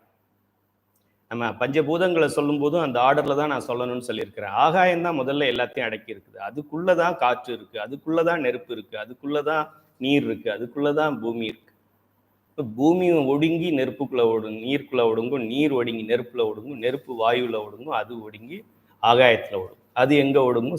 சிவபெருமானுடைய திருவடி நிழலில் ஒடுங்கும், மாயை என்ற புள்ளியில் ஒடுங்கும். இந்த ஆர்டர் நமக்கு தெரியணும். ஸோ இந்த ஆகாச வண்ணம் உடையாய் போற்றி அப்படின்னா, சில பேர் சரியகிரியில் இருக்கிற மாணவர் ஆகாச வண்ணம் ஆகாசம் எப்படி இருக்கும்? ஒரு ஸ்கை ப்ளூன்னு சொல்றோம்ல, அந்த ஸ்கை ப்ளூ அதான் ஆகாச வண்ணம், அதானே ஆகாயம். அதனால சிவபெருமானுக்கு ஸ்கை ப்ளூ கலர், அவர் அந்த கலரை உடையவர் என்று போட்டிருக்கிறாங்க அப்படின்னு எங்கேயாவது பொருள் சொல்லிவிட வேண்டாம். ஆகாத வண்ணம் என்றால் தன்மை. அவ்வண்ணம் இவ்வண்ணம் எவ்வண்ணம்ங்கிறது வண்ணம்னா கலர் இல்லை, தன்மை. ஆக ஆகாச வண்ணம் உடையாய் போற்றினா ஆகாசத்தை போன்ற தன்மையை தன்னுள் அடக்கி இருக்கின்ற பெருமான் என்று பெயர். அடுத்தது வெய்யாய் தனியாய் அணியாய் போற்றி. வெய்யாய் தனியாய், அதாவது எதிரிகளுக்கெல்லாம் கிட்ட வராதவன், அன்பர்களுக்கு நெருங்கி வருகின்றவன் அப்படிங்கிற பொருள் அதுல இருக்கு. வேளாத வேள்வி உடையாய் போற்றி. வேள்விகளுக்கெல்லாம் இந்த அருள் சக்தி, வேள்வி என்பது அருள் சக்தியை சொல்லுகின்றோம். அதுக்கு தான் அந்த வேள்விகள் எல்லாம் நாம் செய்ய வேண்டும், பூசணைகள் செய்ய வேண்டும் என்று காஞ்சி காமாட்சி அவங்கெல்லாம் பெருமானை வழிபட்டு நின்றது. வழிபாடு என்கிறது இந்த உயிர்களுக்கு தெரிய வேண்டும் அப்படின்னு தான் பெருமாட்டியே முதல்ல வழிபாடு பண்ணி பார்க்குறாங்க. மயிலாப்பூரில் மயிலாக இருந்து வழிபட்டாலும் சரி, காஞ்சிபுரத்தில் காமாட்சியாக இருந்து வழிபட்டாலும் சரி, அவங்க வழிபட்டு அவர்கிட்ட ஒரு பொருளை வாங்க வேண்டிய அவசியத்தில் அவங்க இல்லை. ஓகே, இந்த உயிர்களுக்கு வழிபாடு என்றால் என்ன, வழிபாடு எப்படி செய்ய வேண்டும், வழிபாடு செய்ய வேண்டும், யாரை செய்ய வேண்டும் என்று காட்டுவதற்காக பெருமாட்டி வழிபட்டு நிற்கின்றாள். ஆக வேளாத வேள்வி உடையாய் போற்றி, கையார் தழலார் விடங்கா போற்றி. கையார் தழலார் விடங்கா போற்றி. தழல் கையில் கொண்டிருக்கின்றவனே, கையிலை மலையானே போற்றி போற்றி. கையில் நெருப்பை கொண்டிருக்கின்றான். அது எதுக்கு? எல்லாத்தையும் ஒரு நாள் சுவாகா பண்ணிடுவேன் பார்த்துக்க சொல்றது. நம்ம காமிச்சிக்கிட்டே இருக்க, நீ இதுல போயிடுவ, உன் வீடும் போயிடும், உன்னுடைய படிப்பு போயிடும், உன்னுடைய பதவி போயிடும், உன்னுடைய பட்டம் போயிடும். நீ மட்டும் இல்லை, உங்க தாத்தா பாட்டன்லாம் இதுல தான் போனாங்க, உன்னுடைய பேரன் முப்பேரன் கொள்ளு பேரன்லாம் இதுல தான் போவான், எல்லா ஜீவராசிகளும் இதுல தான் போகும், இந்த நெருப்புக்குள்ள தான் எல்லாரும் போக போறீங்க அப்படிங்கிறத நமக்கு அப்பப்போ காமிக்கிறாரு. நம்ம அதை பார்த்துட்டு அது நம்ம என்ன நினைக்கிறோம், அந்த நெருப்பு வந்து அது ஏதோ திருவண்ணாமலையில காமிச்ச நெருப்பு, நமக்கு இல்லை அதுன்னு நினைச்சுக்கிறோம். கையார் தழலார் விடங்கா போற்றி, கைலை மலையானே போற்றி போற்றி. ஆக இதுல வந்து என்ன நாம் கற்றுக்கொள்கின்றோம் என்றால், செல்லாத செல்வம் உடையாய் போற்றிங்கிற ஒரு அருமையான வார்த்தை. அடுத்ததாக நீங்காத செல்வம் அதை கொண்டவன், ஆகாச வண்ணம் உடையாய் போற்றி. அதாவது ஆகாசம் எப்படி மற்ற பூதங்கள் எல்லாம் தன்னுள் அடக்கி இருக்கின்றதோ அதுபோல அந்த தன்மையை கொண்டவன் சிவபெருமான் அப்படிங்கிறத இதில் படிக்கிறோம். அடுத்து 4வது பாடல், ஆட்சி உலகை உடையாய் போற்றி. ஆட்சி உலகை கொஞ்சம் மாற்றி வச்சுக்கணும், உலகை ஆட்சி உடையாய் போற்றி. ஆட்சி உலகம்னு எதுவும் கிடையாது, உலக ஆட்சி. தமிழ்நாட்டை ஆட்சி செய்கின்றவர் அப்படின்னு தானே சொல்ல முடியும், ஆட்சி செய்கின்ற தமிழ்நாட்டை அப்படின்னு சொல்ல முடியாது. ஆக ஆட்சி உலகை உடையாய் போற்றி. உலகத்தை ஆள்கின்றவன் சிவபெருமான். சும்மா இங்கே மாவட்டத்தை ஆள்றவர் டிஸ்ட்ரிக்ட் கலெக்டரு, அப்புறம் மாநிலத்தை ஆள்றவர் சீஃப் மினிஸ்டரு, அப்புறம் இந்தியாவை ஆளுபவர் பிரைம் மினிஸ்டரு, அப்புறம் இந்த நாட்டை ஆளுபவர், உலகத்தை ஆள்பவர் இல்லை, உலகத்துக்கு ஒரு என்ன பொது அமைப்பாளர், யுனைடெட் நேஷன் என்று சொல்லக்கூடிய ஐநா சபை, ஐக்கிய நாடுகள் சபையின் ஜெனரல் செக்ரட்டரி அப்படிலாம் நம்ம சொல்றோமே, இதெல்லாம் சும்மா அடுத்த இன்னும் ஒரு மாசத்துல இதெல்லாம் மாறலாம். ஏப்ரல் 19 கரெக்டா ஓட்ட போட்டோம் அப்படின்னா இதை நம்ம மாற்றி அமைச்சிடலாம், நம்ம கையில தான் இருக்கு. நம்ம நோட்டை வாங்கிக்கிட்டு நோட்டாவுக்கு போட்டு வந்துருவோம் நம்ம. சரி, ஆட்சி உலகை உடையாய் போற்றி. உலகை ஆள்பவனே அப்படிங்கிற ஒரு சிறிய பொருளை அதை நம்ம வைத்துக்கொள்வோம். உலகத்தையே ஆட்சி செய்கின்ற பெருமான். உலகம் என்பது இன்னும் யாராலையும் வரையறுக்கப்பட முடியாத ஒன்று. அருளாளர்களை தவிர எந்த ஒரு அறிவியலார்கள் இந்த இந்த சப்ஜெக்ட்ல, அவங்க எத்தனை சப்ஜெக்ட்ல அவங்க அறிவியலாராக இருந்தாலும் இந்த சப்ஜெக்ட்ல அவர்கள் அறிவியலார்கள் தான். ஏனென்றால் அவர்கள் எத்தனை பிளானட் இருக்குன்னே சொல்ல முடியாதவங்களுக்கு வந்து வேற எதை சொல்ல முடியும். ஆக அடியார்க்கு அமுதலாம் ஈவாய் போற்றி. எவ்வளோ பெரிய ஆளா இருந்தாலும், எவ்வளோ பெரிய வேலையில் அவர் இருந்தாலும், எவ்வளோ பெரிய பணியை அவர் சுமந்து செய்து கொண்டிருந்தாலும், அடியார்னு வந்து விட்டா அமுதலாம் ஈவாய் போற்றி. வேற என்ன வேணும்? நோ ஆடியோ வந்துகிட்டாமா இருக்கு தவமணியம்மா. என்னோட ஆடியோ வருதா? யாராவது இன்னொருத்தர் எஸ் கொடுங்க பார்க்கலாம். ஆட்சி உலகை உடையாய் போற்றி, அடியார்க்கு அமுதெல்லாம் ஈவாய் போற்றி, சூழ்ச்சி சிறிதும் இல்லாதாய் போற்றி. சிவபெருமான் யாரு? ஓகே, சிவபெருமான் யாரு? சூழ்ச்சி சிறிதும் இல்லாதாய் போற்றி. அப்பர் பெருமான் சொல்றாரு, கைலை தரசாமி சொன்னா நம்ப மாட்டீங்க. அப்பர் பெருமான் சொல்றாரு, சிவபெருமானுக்கு சூழ்ச்சின்னா அவனுக்கு என்னன்னே தெரியாது அப்படின்னு சொல்றாரு. நம்ம என்ன சொல்றோம், அவன் நம்மளை மாட்ட விட்டுட்டான், நம்மளை மாட்ட விட்டு வேடிக்கை பார்க்குறான், நம்மளை ஆட்டி படைக்கிறான், நம்மளை ஆட்டுறான், வாட்டுறான், சோதிக்கிறான் அப்படிலாம் சொல்றான். சூழ்ச்சினா என்னன்னே தெரியாது அவருக்கு. சூழ்ச்சி தெரிஞ்சவன்னாக்க அமுதத்தை எதிரிகளுக்கு கொடுத்துட்டு நஞ்ச தான் உண்பான. ஒரு சாதாரண கை நாட்டு கூட அப்படி செய்ய மாட்டேன். 2 பொருள் இருக்கு, அமுதம் ஒண்ணு இருக்கு, நஞ்சு ஒண்ணு இருக்கு. 2ஐயும் நம்ம கிட்ட கொடுத்தாக்க நம்ம என்ன பண்ணுவோம்? நமக்கு எதிரி ஏத்த மாதிரி நிற்கிறான். என்ன பண்ணுவோம்? அவனுக்கு தெரிஞ்சோ தெரியாமலோ அவன் அதை கலந்து விட்டுருவான் நஞ்ச. இவன் திரும்ப எதிரிகள் என்று தெரிஞ்ச பின்பற்றார்கள் என்று தெரிந்த பின்னாடியும் சரி நீங்க அமிர்தத்தை சாப்பிட்டு போங்கன்னு அவங்கள்ட்ட கொடுத்துட்டு இவனா சூழ்ச்சி உடையவன். இப்படி ஒரு கடவுளோட நமக்கு ஒரு ஆக்ஷன் கிடைச்சிருக்கிறது தான் இந்த பிறவில நாம் பெற்றிருக்கின்ற மிகப்பெரிய பேர். வேற எதுவும் சொத்து சம்பாதிக்கல, பேர் சம்பாதிக்கல, படிப்பு சம்பாதிக்கலன்னு கவலைப்படாதீங்க. சிவனோட இன்ட்ரோடக்ஷன் கிடைச்சிருச்சு. இப்போ நம்மளுடைய பிரைம் மினிஸ்டர் கிட்ட இன்ட்ரோடக்ஷன் கிடைக்கலையேன்னு கவலைப்படாதீங்க. பிரைம் மினிஸ்டர் கிட்ட இன்ட்ரோடக்ஷன், பிரைம் மினிஸ்டரே அடுத்து பதவிக்கு வர முடியுமா முடியாதான்னு தாளம் போட்டுக்கிட்டு இருக்காரு இல்லையா? அந்த பிரைம் மினிஸ்டருக்கு இதுக்கு முன்னாடி இவருக்கு முன்னாடி இன்னொரு பிரைம் மினிஸ்டர் இருந்தாரு, அதுக்கு முன்னாடி இன்னொரு பிரைம் மினிஸ்டர் இருந்தாரு, 17 நாளுக்கு ஒரு பிரைம் மினிஸ்டர் இருந்தாரு. இது பிரைம் மினிஸ்டர் போஸ்ட் தான் நல்ல போஸ்டே தவிர அங்க இருக்கிறவங்க மாறிக்கிட்டே இருப்பாங்க. ஆக நம்ம பிரைம் மினிஸ்டர் அப்படிங்கிறதெல்லாம் நமக்கு மெயின் இல்லை. சிவபெருமானுடைய இன்ட்ரோடக்ஷனே நமக்கு கிடைச்சிருக்கு.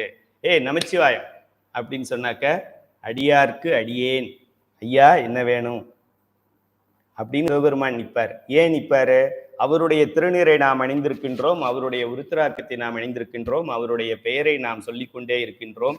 அவர் யாம் விரும்பும் அர்ச்சனை பாட்டே ஆகும் என்று சொல்லிய பாட்டை நாம் பாடிக்கொண்டே இருக்கின்றோம்.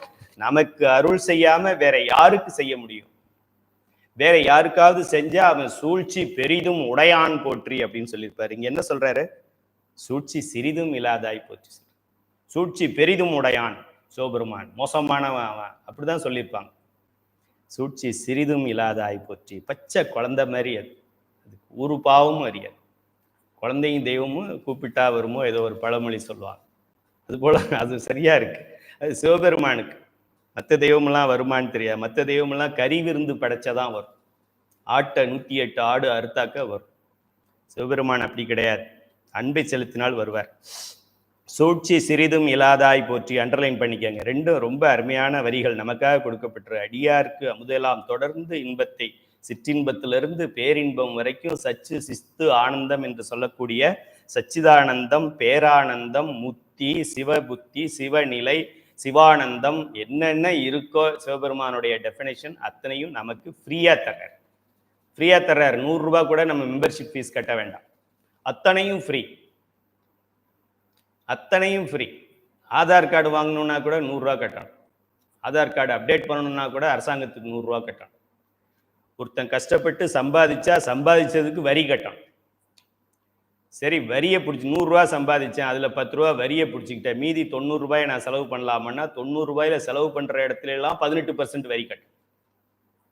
ஜிஎஸ்டி என்ற பெயரில் வரி கட்டணும். முதல்ல இன்கம் டாக்ஸ்னு வரி கட்டணும், மிச்சம் இருக்கிறத செலவு பண்ணும்போது அதுக்கு ஜிஎஸ்டின்னு வரி கட்டணும். என்ன கொடுமையப்பா இது! அதாவது ஒரு சைடு டாக்ஸ் போட்டிருந்தா பரவாயில்ல தானே? அப்ப இன்கம் டாக்ஸ் ஏன் பிடிக்கிற? செலவு பண்ணும்போது டாக்ஸ் பிடிக்கிற, ஓகே, வருமானத்துக்கு ஏன் டாக்ஸ் பிடிக்கிற?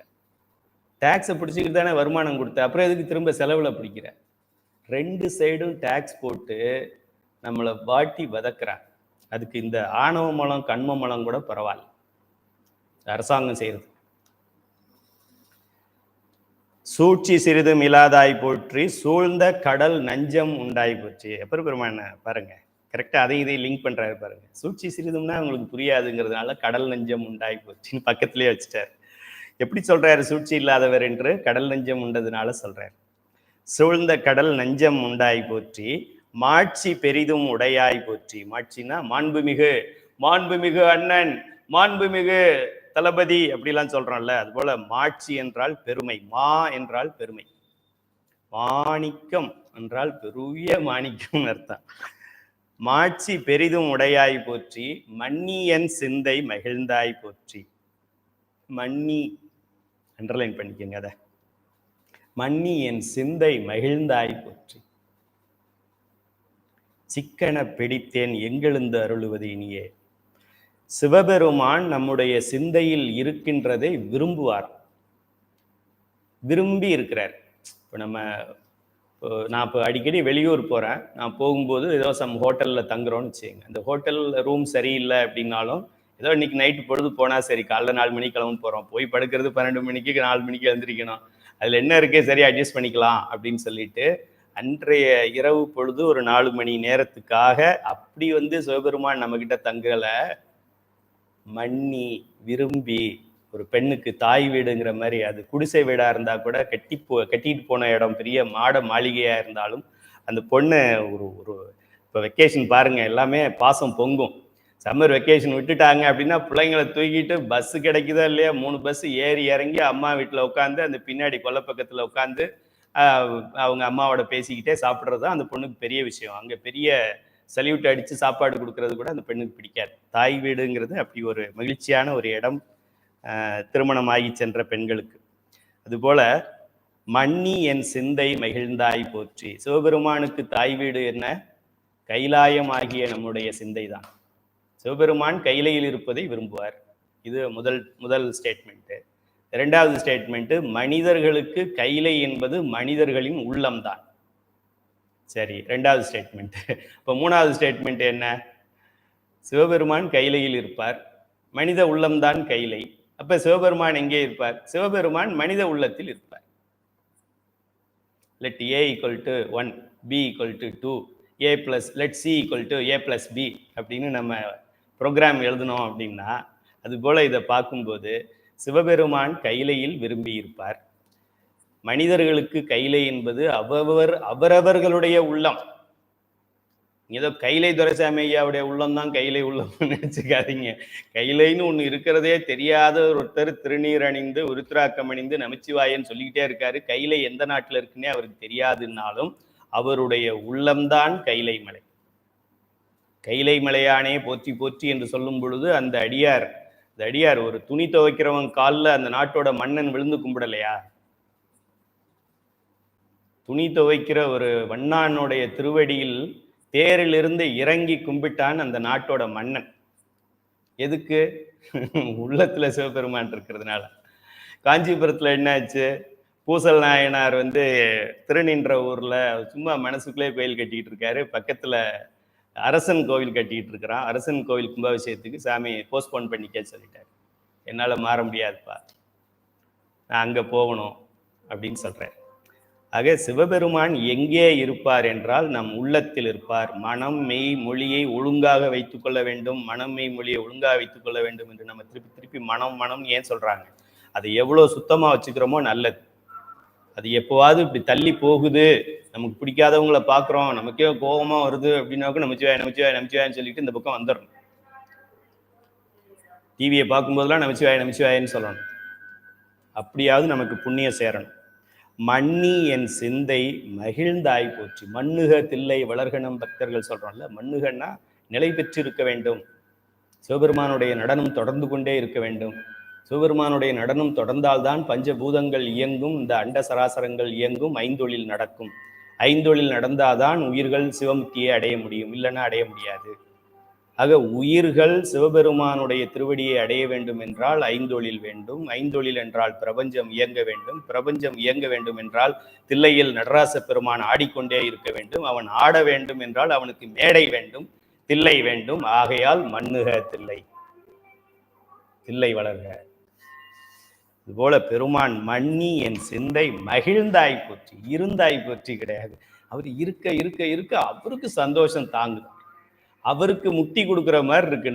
நம்மளுடைய சிந்தையில் அவர் உட்கார்றது, அவர் ஏதோ சாயுச்சியத்தை அடைஞ்சிட்ட மாதிரி அவர் நினைக்கிறாரு. அப்படி அடியார்களுக்கு மரியாதை கொடுக்கக்கூடிய ஒரே தலைவன் சிவபெருமான் தான். சும்மா ஒரு செருப்பு கடையில கூட அவன்கிட்ட வேலை செய்றவனுக்கு மரியாதை கொடுக்க மாட்டான். நம்ம பெருமான் அப்படி கிடையாது. மன்னி என் சிந்தை மகிழ்வான். காட்சி பெரிதும் அரியாய் போற்றி.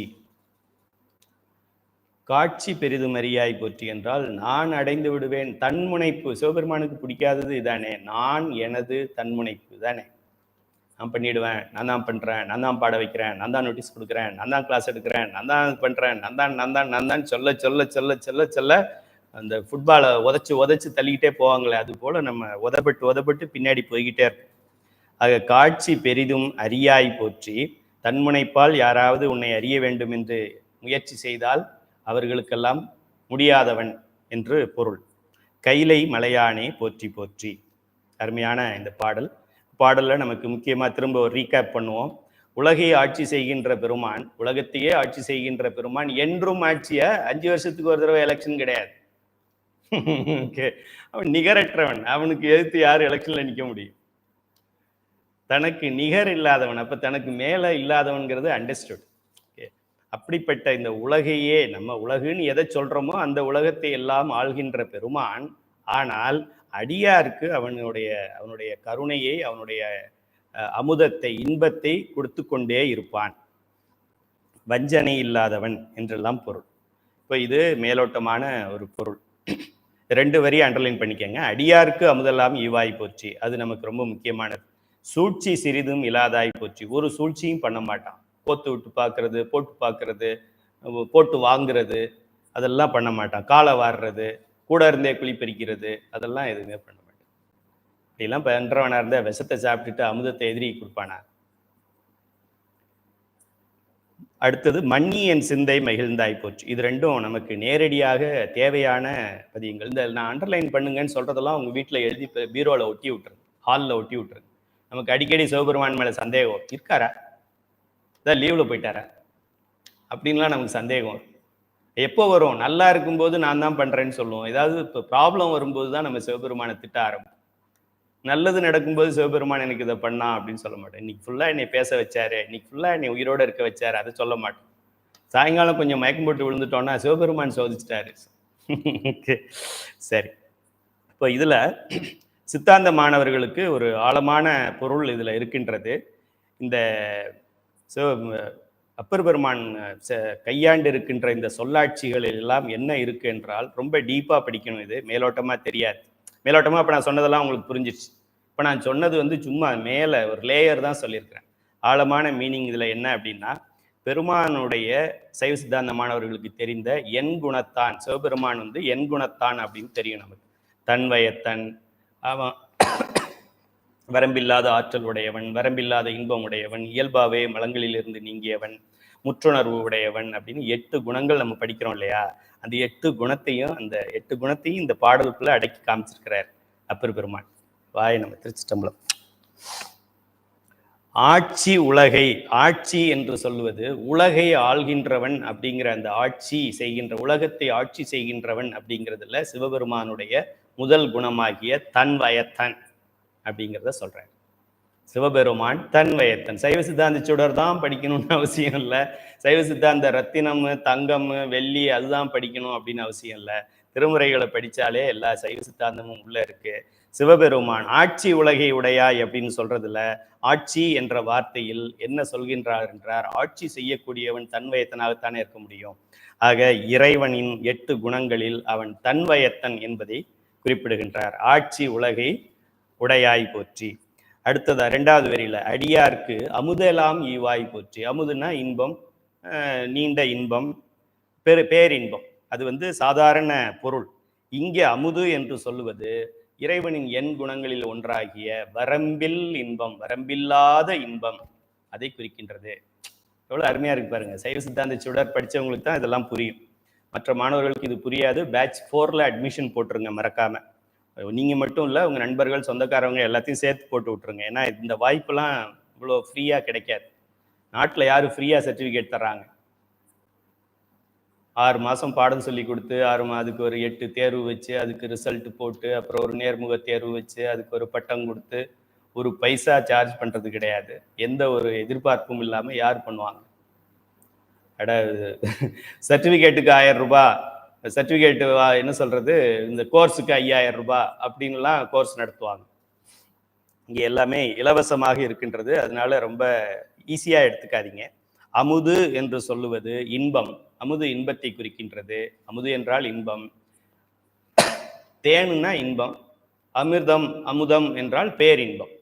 அமுதுனாலே இன்பம். ஸோ இந்த அடியார்க்கு அமுதலாம் அப்படிங்கிறதுல அப்பர் பெருமான் எதை குறிப்பிடுகின்றார் என்றால், இறைவனுடைய எண் குணத்தில் இன்னொரு குணமாகிய வரம்பில்லாத இன்பம் உடையவன் அப்படிங்கிற குணத்தை இந்த வரிக்குள்ள உள்ள வச்சிருக்கிறார் அவர்.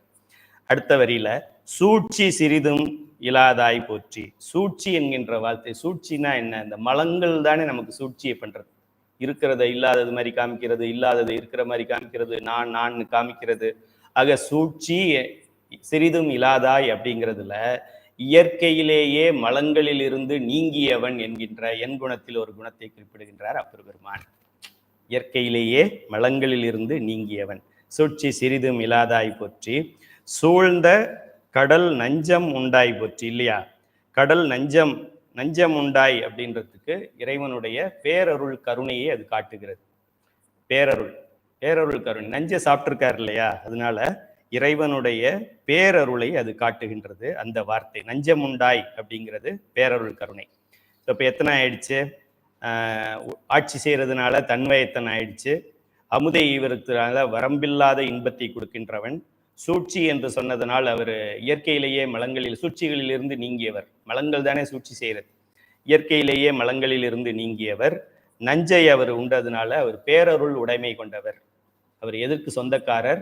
பேரருள் உடைமை கொண்டவர் அப்படின்னு 4 குணங்களை சொல்லிட்டார் 4 வரியில. 5வது வரி பார்ப்போம். மாட்சி. மாட்சினா என்ன? பெருமை. பெருமைனா என்ன? பெரிய மாநகரம்பா. நகரம் சொல்றோம், மாநகரம்னு சொல்றோம், நகராட்சின்னு சொல்றோம், மாநகராட்சியா மாறப்போகுது அப்படின்னு சொல்றோம். என்ன அந்த மாவை சேர்த்ததுல என்ன வருது? மாவை சேர்த்தா பிசு பிசுன்னு தான் இருக்கு. அந்த மா என்றால் மாட்சி எதை குறிக்கின்றது என்றால் முடிவில்லாத ஆற்றல் உடையவன். முடிவில்லாத இன்பம். இந்த மாட்சி என்பது முடிவில் ஆற்றல், முடிவில்லாத ஆற்றலை கொண்ட பெருமான் அப்படிங்கிறதுக்காக மாட்சியை இங்கே பயன்படுத்தியிருக்கிறார். இல்லைன்னா வேற வார்த்தையை பயன்படுத்திருக்கலாம். மாட்சி பெரிதும் உடையாய் போற்றி. அடுத்தது மன்னி என் சிந்தை உடையாய் போற்றி. சிந்தை என்று குறிப்பிடுகின்றது இயற்கை உணர்வினன். அவனுடைய சிந்தை எப்படி இருக்கும் அப்படின்னா, அவன் ஒன்றும் இப்படி நம்ம பாடத்தை படித்து தெரிஞ்சிக்க வேண்டிய அவசியம் இல்லை. சித்திரகுப்தன் மாதிரி நோட்டை எடுத்து பார்த்து என்னென்ன ஆயிருக்குன்னு சொல்ல வேண்டியதில்லை. அவனுக்கு எல்லாமே தெரியும். அவனுக்கு என்ன போன காலமும் தெரியும், வருங்காலமும் தெரியும், நிகழ்காலமும் தெரியும், உயிர்களையும் தெரியும், ஜடங்களையும் தெரியும், எந்தெந்த பிளானெட்டு எங்கெங்கே சுற்றிக்கிட்டு இருக்குன்னு தெரியும், இன்னும் எத்தனை பிளானெட்டை உள்ளே தள்ளணும்னு தெரியும், எத்தனை பிளானெட்டை வெளியில் எடுக்கணும்னு அவனுக்கு தெரியும். அவனுக்கு தெரியாதது எதுவுமே கிடையாது.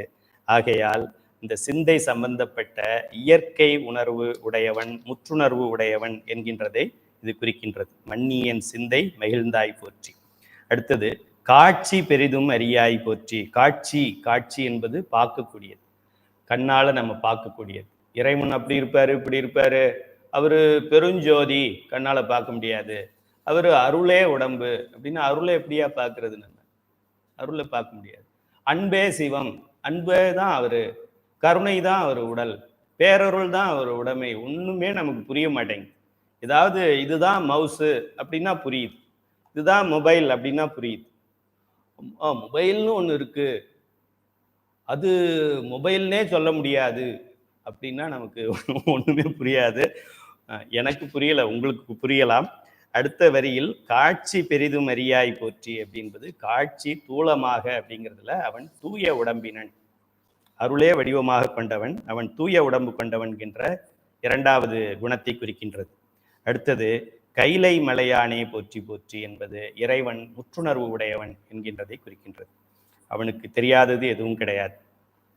ஏன் கைலை மலையானே, கைலையை போய் அதுக்கு சொன்னாரு அப்படின்னா, இப்போ ஒரு மலை இருக்கு, ஒரு எல்லாத்தையும் பார்க்கணும் அப்படின்னா, இப்போ ராஜாவுடைய நீங்க செஞ்சி கோட்டை, திருமயம் கோட்டை, புதுக்கோட்டை, அப்படி ராஜாக்கள் ஆண்ட இடத்துல எல்லாம் போய் பார்த்தீங்கன்னாக்க பேலஸ்ல உயரமான ஒரு இது வச்சிருப்பாங்க, பால்கனி. அங்கே இருந்து பார்க்கலாம். இப்போ கொடைக்கானல்ல அந்த மாதிரி ஒரு இடம் வச்சிருப்பாங்க, ஊட்டியில் வச்சுருப்பாங்க, இதில் ஹார்பர்ல எல்லாம் வச்சுருப்பாங்க, போர்ட்டில் வச்சுருப்பாங்க, லைட் ஹவுஸ் அப்படின்னு வச்சுருப்பாங்க. அதுபோல் இந்த கைலை மலை தான் உலகத்துக்கே லைட் ஹவுஸ். இப்போ கைலை மலையில் நின்று சிவபெருமான் இப்படி பார்த்தாரு, சும்மா ஒரு உதாரணத்துக்கு நமக்காக சொல்கிறார். அப்படி சிவபெருமான் கைலை மலையில் நின்று பார்த்தா அந்த ஹைட்டில் 24,000 அடியிலேருந்து பார்க்கும்போது அது கீழே இருக்கிற தமிழ்நாடு, கேரளாவெல்லாம் ஈஸியாக தெரியும் அவருக்கு. ஆக ஒரு ஒரு உதாரணத்திற்கு கைலை மலை உயரத்திலிருந்து பார்த்தால் எப்படி எல்லாம் கண்ணுக்கு புலப்படுமோ அதுபோல அவன் முற்றுணர்வு உடையவன் என்கின்ற 8 குணங்களையும் 8 வரிகளில் அமைத்திருக்கின்றார் அப்பர் பெருமான். கண்ணுல ஒத்திக்கலாம், வாயில ஒத்திக்கலாம் போல இருக்கு.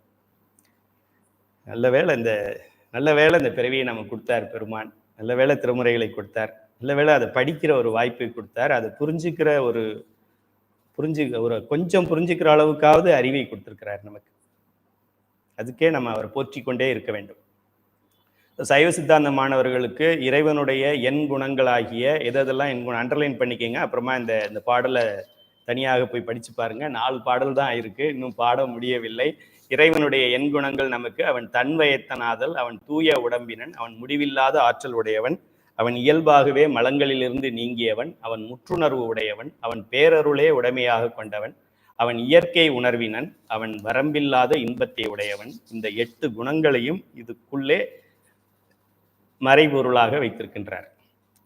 தெரிபொருள் தான், சரியையில் இருக்கிற மாணவனுக்கு தெரியாது. சரியையில் இருக்கிற மாணவனுக்கு இது மறைபொருள். யோக ஞானத்தில் இருக்கின்ற மாணவனுக்கு அதுதான் முதல்ல தெரியும். இது சூழ்ந்த கடல் நஞ்சம் உண்டாய் போச்சு, என்னையா எப்போ பார்த்தாலும் நஞ்ச பண்ணாரு, மலையை இது பண்ணாரு, முப்புறத்தை அழிச்சாரு அப்படின்னு அவனுக்கு போர் அடிச்சு போயிடும். ஞானமானவனுக்கு அது தெரியும், ஏன் அதை சொல்றாரு அப்படின்னு சொல்லி. என் சிந்தை புகுந்தாய் போச்சு, இப்போ கைலை மலையானேன்னா கைலையில் இடம் கொண்டிருக்கின்ற பெருமானேங்கிறதும் ஒண்ணுதான், என் சிந்தை புகுந்தாய் போச்சின்னு சொன்னாலும் ஒண்ணுதான். ரெண்டும் போத் மீன்ஸ் சேம். அப்போ என்ன அர்த்தம்? நம்ம 276 தேவார பாடல் பெற்ற தலங்களில் போய் அவரை தரிசித்தாலும் ஒன்று தான், கண்ணை மூடிக்கிட்டு நமச்சிவாயன்னு சொல்லிக்கிட்டு உட்கார்ந்துருந்தாலும் ஒன்று தான் அப்படிங்கிறது நமக்கு தெரியும். ஆரம்ப நிலை மாணவனுக்கு அது சொன்னால் அவனுக்கு புரியாது, நம்பிக்கை வராது. அப்போ தெரியாமலா கோயில் கட்டினாங்க அப்படின்னு அவன் பகுத்தறிவாளன் மாதிரி பேசுவான். அதனால போடா போய் பார், நாடுமின் தேடுமின் போய் தொழுமின், தொழுந்த பின் அப்புறமா உட்காருமின், உட்கார்ந்த பின் உணர்மின். இதுதான் நமக்கு சரியை, கிரியை, யோகம், ஞானம். எந்த ஒரு மதங்களிலும் எந்த ஒரு சமயங்களிலும் எந்த நிலையில் அந்த உயிர் இருந்தாலும் அந்தந்த நிலைக்கு ஏற்ற பாடத்தையும் அடுத்தடுத்த படிநிலையும் கொண்டிருக்கின்றது நம்ம சமயம்தான். மற்றதெல்லாம் நேரா அப்படியே ஹீரோ வருவாரு, அப்படியே ஹீரோயின் வருவாங்க, அப்படியே கல்யாணம் பண்ணுவாங்க, அங்கேயே குழந்தை பிறக்கும், அங்கேயே அவனுக்கு கல்யாணம் ஆகும் அப்படின்ட்டு ஒரே சீன்குள்ள எல்லாத்தையும் காமிச்சிருவாங்க. அது சின்ன குழந்தைக்கு கல்யாணம்னா என்னன்னே தெரியாது, குழந்தை பிறக்கிறதுனா என்னன்னே தெரியாது, அதுக்கு ஒன்றும் புரியாது. நமக்கு அப்படி கிடையாது. ஒன்றும் புரியலையா, சரியை இருக்கு, கொஞ்சம் புரிஞ்சிருச்சா கிரியை இருக்கு, இன்னும் கொஞ்சம் புரிஞ்சிருச்சா யோகம் இருக்கு, இன்னும் கொஞ்சம் புரிஞ்சிருச்சா ஞானம் இருக்கு. 4 படிநிலைகளாக வைத்திருக்கின்றார். அதுலேயும் இப்போ பையன் 1வது படிக்கிறான், 2வது படிக்கிறான், 3வது படிக்கிறான், 4வது படிக்கிறான் அப்படின்னா, நம்ம காலேஜில் எல்லாம் செமஸ்டர்னு சொல்லுவாங்க. First semester, second semester. ஸ்கூல்ல எல்லாம் quarterly exam, half yearly exam, revision exam, final எக்ஸாம்னு சொல்லுவாங்க. அதுபோல் சரியையில் சரியை, சரியையில் கிரியை, சரியையில் யோகம், சரியையில் ஞானம். சரியையிலேயே 4 படி இருக்குது, சின்ன சின்ன படியாக இருக்குது. ஒரு பெரிய படியை தாண்டறதுக்கு 4 சின்ன படியை தாண்டறது. அப்புறமா கிரியைக்கு வந்துட்டோம் நம்ம அப்படின்னா, கிரியையில் சரியை இருக்கு. கிரியைக்கு வந்துட்டா ஒன்று இதெல்லாம் விளக்கேற்ற வேண்டாம், உளவாரம் பண்ண வேண்டாம், அப்படிலாம் கிடையாது. ஞானத்துக்கு போனாலும் இதை பண்ணணும். கிரியைக்கு வந்த பின்னாடி கிரியையில் சரியை, அதுல இருக்கிற முதல் படி கிரியையில் கிரியை, கிரியையில் யோகம், கிரியையில் ஞானம். இப்பதான் கிரியையை தாண்டோம். அடுத்தது யோகத்துக்கு போறோம். யோகத்துக்கு போனா என்ன வருது? யோகம். யோகத்தில் கிரியை. பெரிய யோகி மாதிரி இருக்காரு, அவர் சாமிக்கு பூ போடுறாரு. ஏன் அப்படி போட்டோவுக்கு போட்டு வணங்கணுமா? அவர் பூ இங்கெல்லாம் போட்டுக்கணும். சாக்கிய நாயனார் கல்ல எறிஞ்சார் இல்லையா, அதுபோல இவர் பூ அவர் மேலதானே போட்டுக்கணும். அப்படியெல்லாம் நமக்கு ஆர்கியூமெண்ட் தோணும். அப்போ யோகத்தில் சரியை, யோகத்தில் கிரியை, யோகத்தில் யோகம், யோகத்தில் ஞானம். யோகத்திலேயே ஞானமும் இருக்கு. அடுத்தது ஞான நிலைக்கு ஒருத்தர் வந்து விட்டார், திருவாசகம் படிக்கின்றார் என்றால் சைவ சித்தாந்தம் படிக்க ஆரம்பிச்சிட்டாரு. புரிஞ்சுதோ புரியலையோ, பதி பசு பாசம் பப்பப்பா அப்படின்னு ஒன்று இருக்கு. உயிர்கள், இறைவன், மலங்கள் அப்படின்னு ஒன்று இருக்கு அப்படின்னு படிக்க ஆரம்பிச்சிட்டாருனாலே அவர் ஞான கதவை தட்டுறாருன்னு அர்த்தம். தட்டிட்டா திறக்கப்படும், தட்டுங்கள் திறக்கப்படும், கேளுங்கள் கொடுக்கப்படும். ஆக ஞானத்தில் சரியே, ஞானத்தில் கிரியே, ஞானத்தில் யோகம், ஞானத்தில் ஞானம். எத்தனை ஆயிடுச்சு? 16 படி ஆயிடுச்சு. சபரிமலை 18 படி, இங்கே சைவ சித்தாந்தம் 16 படி. இந்த 16 படியும் அபர ஞானம் என்கின்ற இந்த புத்தக அறிவு தானே தவிர இன்னும் சிவபெருமானை உண்மையிலேயே நாம் அறியவில்லை. சிவபெருமானை அறிய வேண்டும் என்றால் குருநாதன் அருள் செய்ய வேண்டும். அதனாலதான் மாதா பிதா குரு தெய்வம்னு வச்சாங்க. இல்லைன்னா மாதா பிதா குருவை விட்டுட்டு இந்த பள்ளிக்கூடத்திலே சொல்லி கொடுத்துட்டாங்க. தமிழ் எப்படி படிக்கிறதுன்னு எங்கள் தமிழ் டீச்சர் சொல்லி கொடுத்துட்டாங்க. இந்த புத்தகம் கடையில் கிடைக்குது, படிக்க சொல்லி யூடியூப்ல கையிலேயே சொல்லிட்டாரு. நானே படித்து நானே அறிஞ்சிக்கிறேன். நான் எப்படி அறிஞ்சிக்க முடியும்? என்னதான் நீ ஏறினாலும் ஞானத்தில் ஞானம் அபர ஞானத்தில் தான் நின்றுட்டு இருக்கணும். ரயில்வே ஸ்டேஷன் வரைக்கும் போகலாம், டிக்கெட்டு கன்ஃபார்ம் ஆச்சான்னு நமக்கு தெரியாது. ஆர்இசிலேயே காமிச்சுக்கிட்டு இருக்கோம். கன்ஃபார்ம் ஆனதான் சீட்டு, இல்லைன்னா நமக்கு சீட்டு கிடையாது. சரி, அருமையான ஒரு பதிகம். தோத்திரமும் சாத்திரமும் என்று நான் சொல்வதற்கு, நாம் இந்த தீமையை எடுத்துக்கொள்வதற்கு இது ஒரு அருமையான உதாரணம். எல்லாமே ஒரு உதாரண பாடல் தான். இதுல என் குணத்தையும் தெரியாம அடக்கி வச்சிருக்கிறார். தெரிஞ்சு அடக்கிறதெல்லாம் சில இடங்கள்ல இருக்கு. தெரியாம அடக்கிறது, மறைத்து அடக்கி இருக்கிறது இந்த பாடல். அடுத்து 5வது பாடல். முன்னியா நின்ற முதல்வா போற்றி, மூவாத மேனி உடையாய் போற்றி. முன்னியா என்றால் தவ கோலம் என்று பெயர். தவ கோலத்தில் இருக்கிற சிவபெருமான் அப்படியே ஏதோ மெடிடேஷன் பண்ற மாதிரி எல்லாம் பிக்சர் பார்த்துருக்கோம்ல. அப்படி தவ கோலத்தில் நின்ற முதல்வா போற்றி. சொரூப நிலை என்று பெயர். சைவ சித்தாந்த மாணவர்களுக்கு தடத்த நிலை மட்டும் இல்லை, இவர் தான் சிவபெருமான்னு நீங்க அண்டர் எஸ்டிமேட் பண்ணிடாதீங்க. சிவபெருமானுக்கு 8 குணம், சிவபெருமானுக்கு 8. சைவ சித்தாந்த வகுப்புல அதை எடுக்கிறதே தவறு. சிவபெருமானுக்கு 8 குணம்னு சொல்றது. அப்ப 8 குணம் தானா சிவபெருமான்? வரம்பில் இன்பம், வரம்பில் ஆற்றல், அதெல்லாம் சும்மா அது வரம்பில்னு சொல்லிட்டு இப்படி ஒரு குணம் இருக்கு அப்படின்னு சொல்லிட்டு அதுக்குள்ள நம்ம டிஃபைன் பண்ணிடுறோம்ல. இப்ப கைலை துரைசாமின்னா எப்படி இருப்பாரு? கற்பா இருப்பாரு, தமிழ் பேசுவாரு, கந்தரோ கோட்டைக்காரரு அப்படின்னு போட்டுட்டா டிஃபைன் பண்ணிடுறோம்ல, இவர் தான் கைலை துரைசாமின்னு சொல்லி. அதுபோல இவர் சிவபெருமான்னா எப்படி இருப்பாரு? இவர் அருளே உருவமானவர், இவர் இப்படி இருப்பாரு, இவர் இப்படி இருப்பாரு, உயரத்துல எப்படி இருப்பாரு, அகலத்துல எப்படி இருப்பாரு, நீளத்துல எப்படி இருப்பாரு, கலர்ல எப்படி இருப்பாரு அப்படின்ட்டா சிவபெருமானை வரையறுத்து விட்டோமே. சிவபெருமான் இந்த உயிர்களுக்காக இந்த சாக்கடைக்குள் இறங்கி பயணிக்கும் போது, நம்மோடு சேர்ந்து ஒன்றாயும் உடனாயும் பயணிக்கும் போது இந்த குணங்கள் கொண்டவனாக இருக்கின்றான். ஆனால் அவனுடைய சொரூப நிலையில் அவன் குணங்களுக்கு அப்பாற்பட்டவன். அவன் குணமிலி, குணாதீதன், நிர்குணன். அதுதான் தவக்கோலம் என்று சொல்கின்றோம். தவக்கோலம்னா சொரூப நிலை என்று பெயர். முன்னியா நின்ற முதல்வா போற்றி, மூவாத மேனி உடையாய் போற்றி. மூவாத மேனினா மூப்படையாத மேனி. இப்ப நமக்கு வயசாகிக்கிட்டே இருக்கு, முடி நரைக்குது, முடி கொட்டுது, ஹேர் டை போடுறோம். அப்புறம் ஒரு காலத்துக்கு அப்புறம் டை போடுறதே நிறுத்திடுறோம். ஏன்னா அப்புறம் நமக்கு வாழ்க்கையை புரிஞ்சு போச்சு, இந்த டை போடுறது வேஸ்ட்டு. டை நிறுத்தும் போதுதான் இவ்வளோ நாள் முட்டாள்தனமா இந்த டை போட்டிருக்கமே, அப்படியே விட்டுருந்துருக்கலாமே அப்படின்னு டை போடுறதை நிறுத்துற நேரம் ஒன்று வரும். நம்ம பிள்ளைங்களே நம்மளை பார்த்து கேட்பாங்க, டேடி டை அடிக்கலையா? அட போமா, இனிமேல் நான் என்ன கல்யாணமா பண்ண போகிறேன்? ஐயோ இன்னும் கொஞ்ச நாள். எனக்கு இப்போ இருக்கிற பெரிய கவலையெல்லாம் நாளைக்கு மோஷன் போகுமா, அதுதான் எனக்கு கவலை. நீங்கள் எலெக்ஷனில் எவன் வருவான் அப்புறம் அதெல்லாம் உங்கள் கவலை. எனக்கு என்ன கவலைன்னா, நாளைக்கு நான் மோஷன் போவேனா, நானே எழுந்திரிச்சு போயிட முடியுமா, இல்லை யாரோட உதவியை நாட வேண்டுமா? அதுக்கப்புறமும் அதாவது மூப்பு நிலையிலையும் நான் எத்தனை நாள் தொடருவேன், கஷ்டப்பட்டு போவனா கஷ்டப்படாம போவனா, இதுதான் ஏன் கவலையே தவிர ராம ஆண்டா எனக்கு என்ன, ராவண ஆண்டா எனக்கு என்ன. அந்த நிலைக்கு நாம் வருவோம். அப்போ டை அடிச்சதெல்லாம் நினைச்சு சிரிச்சு பார்ப்போம். என்னங்கிறான்ட்டு அது கார்னியர்ல எப்படி போட்டிருக்கிறான், நிவியால அப்படி போட்டிருக்கிறான், கோத்ரேஜில் எப்படி போட்டிருக்கிறான், இப்போ புதுசாக ஒன்று வந்திருக்குது, டிவியில் அதை காமிக்கிறா. இதெல்லாம் வேஸ்டா காலத்தை ஓட்டியிருக்கமே இந்த உடம்புக்காக. அதுக்கு பதிலாக பஞ்சபுராணத்தை பாடு, தேவாரத்தை பாடு, அப்பர் பெருமானுடைய திருவடியை புடி, அதை யாராவது சொல்லியிருந்தாங்கன்னா அதை பண்ணியிருந்திருக்கலாமே. அழியக்கூடிய இந்த உடலுக்கு ஆக 80% 90% காலத்தை வீணாக்கி விட்டோமே. அழியாத இந்த உயிருக்காக 10% கூட கொடுக்கலையே. 24 மணி நேரத்தில் 2.4 hours, 2.4னா 2.5 மணி நேரம் கூட இந்த உயிருக்காக நம்ம கொடுக்கலையே. ஒரு நாளைக்கு 2.5 மணி நேரம் உயிருக்கும், மீதி 90% 22.5 மணி நேரம், 23, 21.5 மணி நேரம் இந்த உலகியலுக்கும் கொடுக்கலாமா? கொடுக்கலாமே. 10% தானே. இஸ்லாமில் உங்களுடைய வருமானத்தில் 10% நீங்கள் ஏழைகளுக்கு செலவு பண்ணணும்னு சொல்லி குரானில் கொடுத்துருக்காங்க. ஹோலி குரான், திருக்குரான் யாராவது படிச்சிருந்தீங்கன்னா தெரியும். ஒவ்வொரு முஸ்லீமும் ஒவ்வொரு இஸ்லாமியரும் தன்னுடைய வருமானத்தில் 10% அவர்கள் ஏழைகளுக்காக செலவிட வேண்டும், நல்ல காரியங்களுக்காக செலவிட வேண்டும். சட்டம்.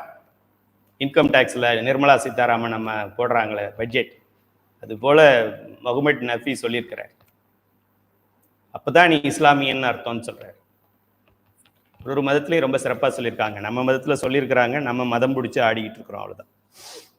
முன்னியா நின்ற முதல்வா போற்றி, சொரூப நிலையில் அருட்பெருஞ்சோதியாக இருக்கின்ற பெருமானே, அவன் எந்த சொரூப நிலைன்னு ஒன்று இருக்கு அப்படின்னு இனிமே யாராவது சொன்னாலும் அங்கேயும் அவன் எப்படி இருப்பான்? அருளாகத்தான் இருக்க வேண்டும், சோதியாகத்தான் இருக்க வேண்டும். அதுதான் வள்ளல் பெருமான் அருட்பெருஞ்சோதி சொல்லிட்டார். அவன் நாதமாக இறங்குறதுக்கு மேல எப்படி இருப்பான்? பரசிவம் எப்படி இருக்கும்? அருட்பெருஞ்சோதியாக இருக்கும். அருட்பெருஞ்சோதி, அருட்பெருஞ்சோதி, தனிப்பெரும் கருணை அருட்பெருஞ்சோதி. ஒரு வார்த்தையும் அருள் வார்த்தைகள். தனிப்பெரும் திறமை அருட்பெருஞ்சோதி, தனிப்பெரும் பலம் அருட்பெருஞ்சோதி. நான் சொல்றேன், தனிப்பெரும் கருணை அருட்பெருஞ்சோதி. அவன் பெருஞ்சோதியாக இருக்கலாம், அவன் அருள், அவன் கருணை, இதுதான் டெஃபினிஷன். இதை மீறி வள்ளல் பெருமான்ல இன்னொரு கொள்ளல் பெருமான் வந்தாலும் இதை மாற்றி சொல்ல முடியாது. சிவபெருமான் அருளே உருவானவன், சிவபெருமான் கருணையே உருவானவன். நீங்கள் அவனை எங்கே திட்டினாலும், அவன் சிலையை எத்தனை இடத்துல விற்றாலும், அவனுடைய எத்தனை கோயில்களை இடித்தாலும், அவனை காரி துப்பினாலும் நம் மீது கொண்டுள்ள கருணையில் ஒரு 0.1% கூட குறைக்க மாட்டான், கூட்டுவான். ஐயோ, அன்னைக்கு சாயங்காலம் சில உண்டியலை திருடின உடனே அங்கே 2 பேரும் நைட்டு உட்காந்து அழுவாங்க. அர்த்தஜாம பூசைக்கு அப்புறம் என்ன பண்ணுவாங்க? 2 பேர் நம்ம குடும்பங்களில் நடக்கிற மாதிரியா பண்ண போகிறாங்க?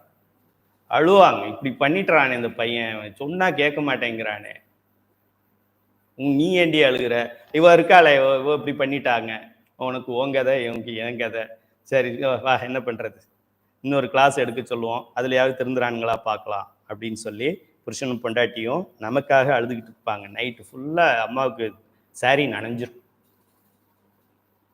அழுது அழுது அழுது அழுது அழுது சாரி நனைஞ்சிரும்.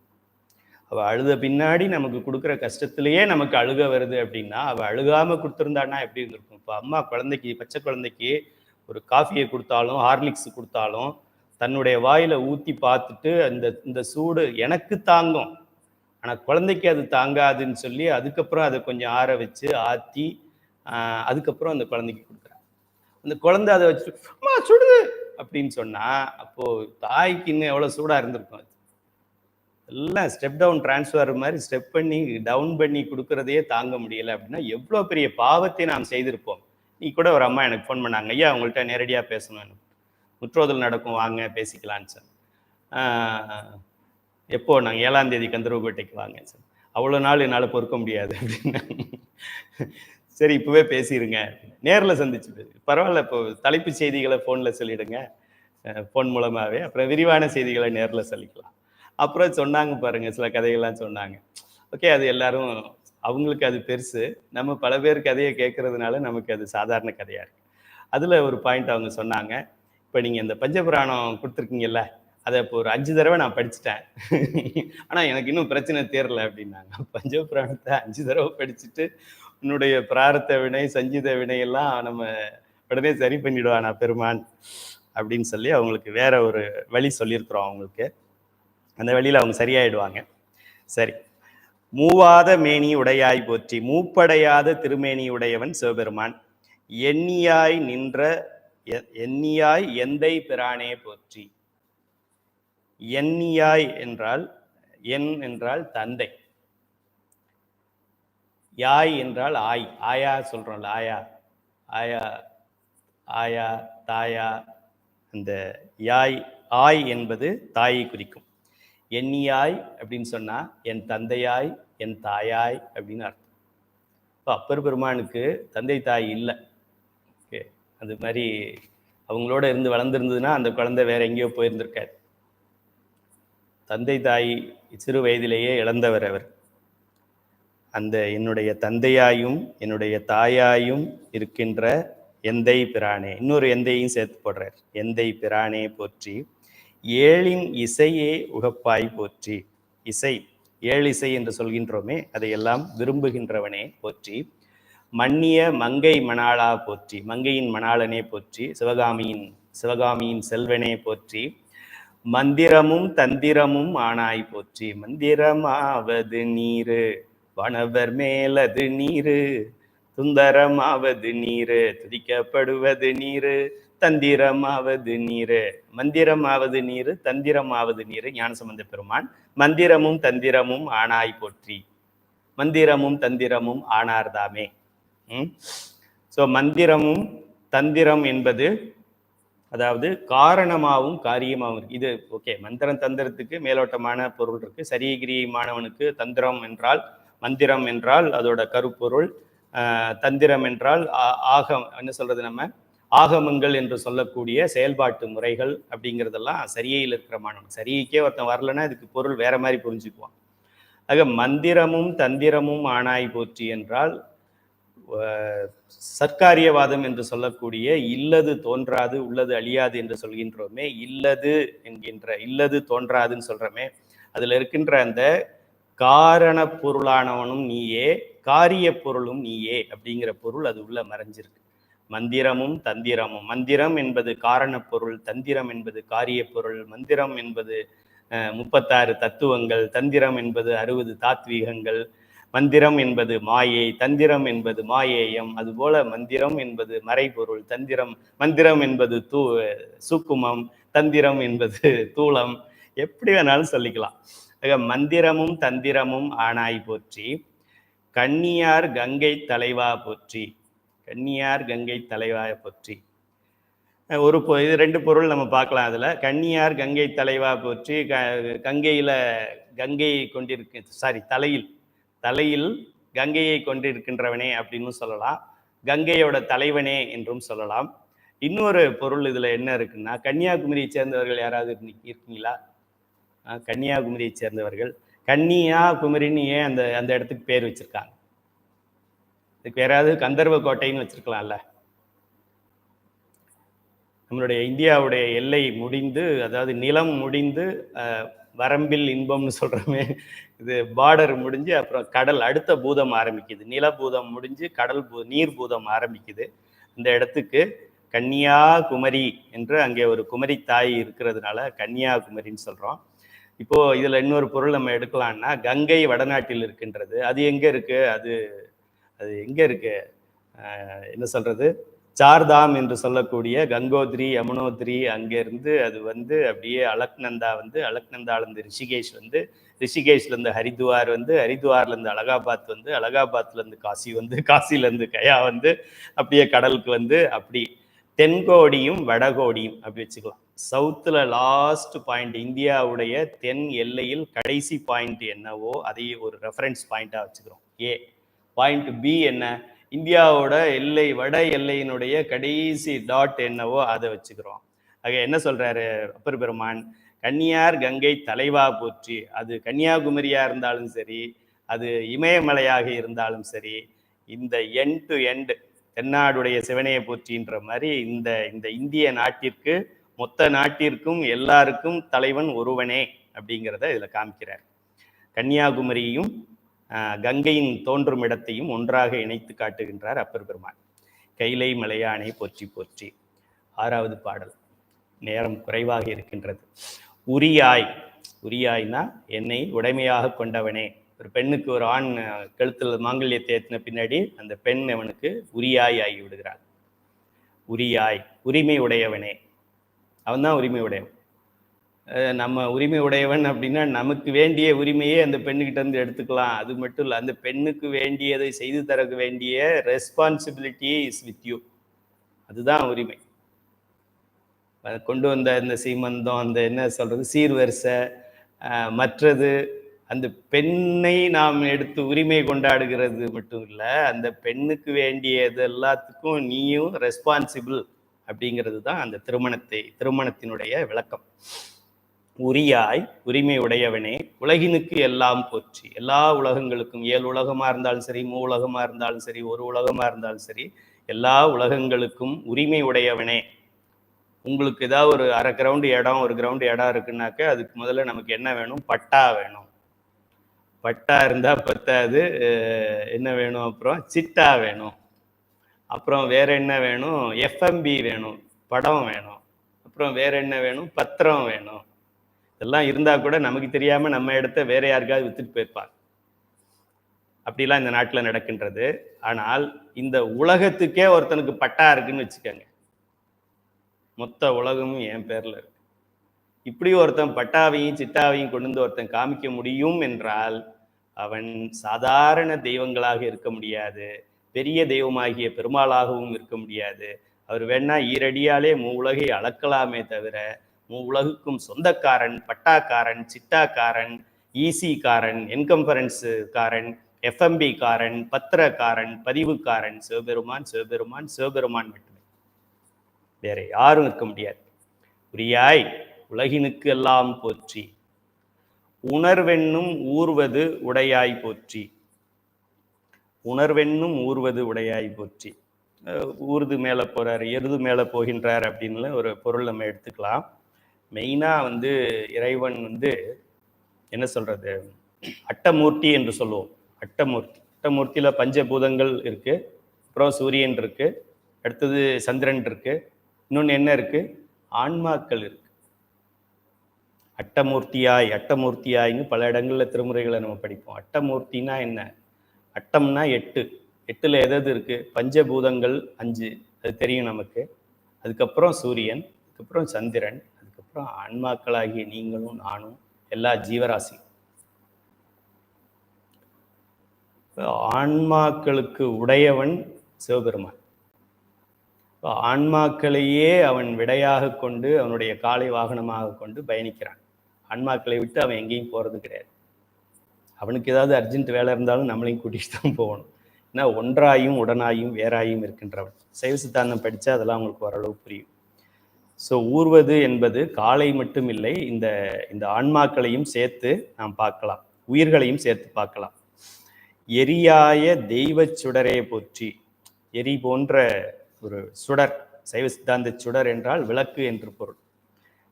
தெய்வ சுடரே போற்றி. ஏசுமா முண்டி உடையாய் போற்றி. ஏசுறாருன்னு சொல்றோம்ல, ஏசுனா ஏசுநாதர் கிடையாது, ஏசுறாரு. மாணிக்கவாசகர் ஒரு இடத்துல சொல்லுவார், எம்மை ஏசாரோ அப்படின்னு ஏதோ ஒரு பாடல்ல வரும். ஏசும் அப்படின்னா, ஏசும்னா இகழும் என்ற, உன்னை ஏசுறானுங்க, ஊரெல்லாம் என்னை ஏசுறானுங்க, உன்னால இவ்வாட்டுக்கு பட்டையை போட்டுக்கிட்டு கொட்டையை போட்டுக்கிட்டு சிவன் சிவன் சிவன் சிவன் போய்கிட்டே இருக்க, எனக்கு எல்லாம் ஊர்ல தலைகாட்ட முடியல, இவ்வளோ இதாக இருக்கு, 2 பிள்ளைங்களை கல்யாணத்துக்கு வச்சிருக்கிறோம், இந்த பிள்ளைங்களோட அம்மா யாருன்னு கேட்டால் அந்த கொட்டை போட்டிருக்குமே அந்த அம்மான்னு சொன்னாங்கன்னா எவனா கல்யாணம் பண்ணுவானா, இந்த பிள்ளைங்க கல்யாணம் வரைக்குமாவது இந்த இந்த அசிங்கத்தெல்லாம் நிறுத்தி வை, இப்போ பிள்ளைங்களை கட்டி கொடுத்த பின்னாடி நீ எப்படியோ போ, வீட்டுக்காரரை அட்வைஸ் பண்ணுறது மனைவிக்கு. இதனால தாண்டா கல்யாணம் நடக்கும், இதெல்லாம் போடலைன்னா கல்யாணம் இப்போ நடக்காது பிள்ளைங்களுக்கு, அது அவருக்கு தெரியாது. ஆக ஏசுவார்கள் என்றால், ஏசு என்றால் ஏசுதல். ஏசுதல்னா என்ன சரியான ஒரு வார்த்தை, இகழ்தல் என்று சொல்லலாம். இகழ்தல். ஏசு மாமுண்டி உடையாய் போச்சுன்னா மண்டை ஓட்டை. இவ்வளோ பெரிய பெருமான் அப்படிப்பட்டவன் இப்படிப்பட்டவன் அதெல்லாம் சொல்கிறோம், கையில் மண்டை ஓட்டை வச்சுக்கிட்டு வீடு வீடாக பிச்சை எடுக்கிறியே அப்படின்னு உன்னை பார்த்து ஏச மாட்டார்களா அப்படின்னு சொல்கிறார். ஏசுகின்ற அளவுக்கு மண்டையோட்டில் பிச்சை எடுத்து உணவு உண்கின்றாயே, உண்கின்றவனே அப்படின்னு சொல்கிறார். அரியாய் அமரர்களுக்கு எல்லாம் போற்றி. வார்த்தையை மாற்றி போட்டுக்கணும், அமரர்களுக்கெல்லாம் அரியாய் போற்றி.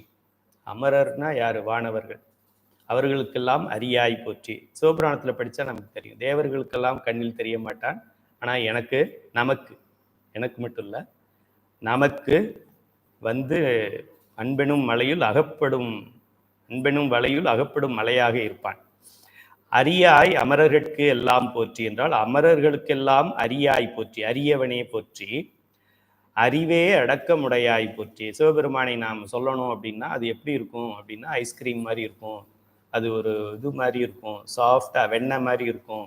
அப்படி நம்ம ஏதாவது அவனை டிஃபைன் பண்ணணும் அப்படின்னா அது அன்பு மாதிரி இருக்கும், அது கருணை மாதிரி இருக்கும், ஏன்னா அது அறிவு மாதிரி இருக்கும். அறிவே உடலாக கொண்டவன், அதுதான் இதில் சொல்றார். அறிவே அடக்கமுடையாய் போற்றி.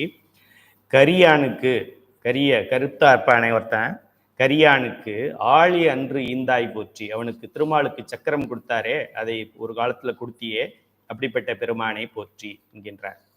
ஆக இந்த பாடலில் நாம் கற்றுக்கொள்வது, உலகினுக்கெல்லாம் உரிமை உடையவன் சிவபெருமான். இந்த உலகத்துக்கே பட்டா அவர் பேர்ல தான் இருக்கு.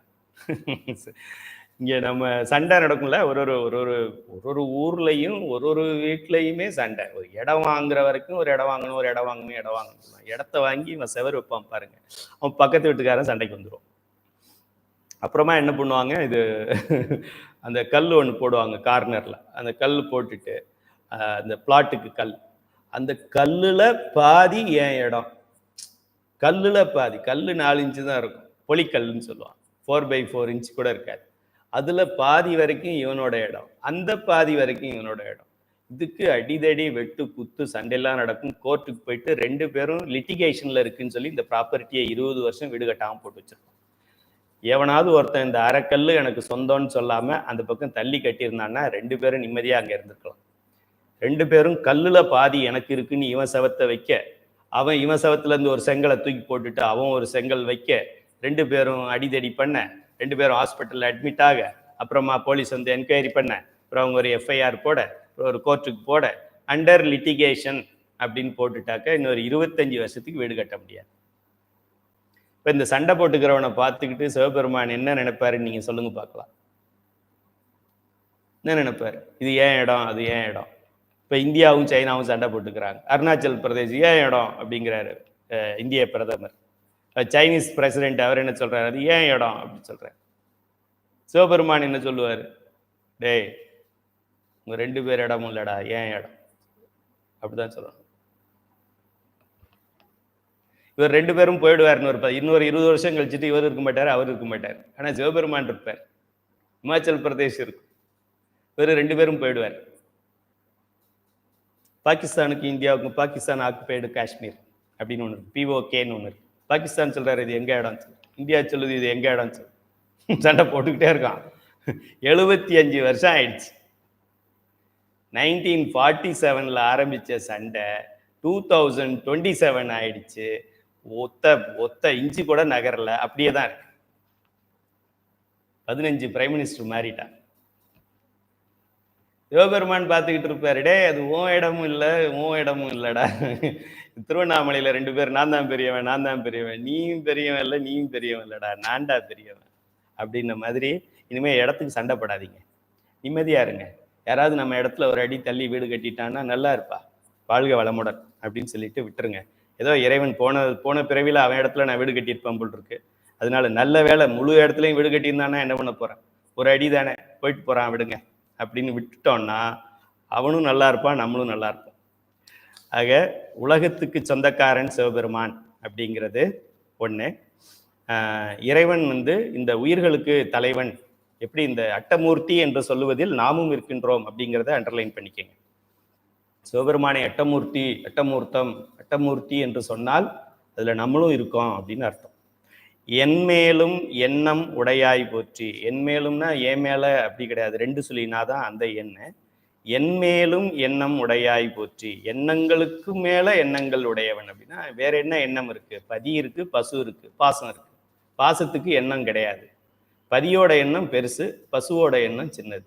ஆக என்மேலும் எண்ணம் உடையாய் போற்றி அப்படின்னா இந்த பசு ஞானத்தை விட பதி ஞானம் என்பது உயர்ந்த ஞானத்தை உடையவனே.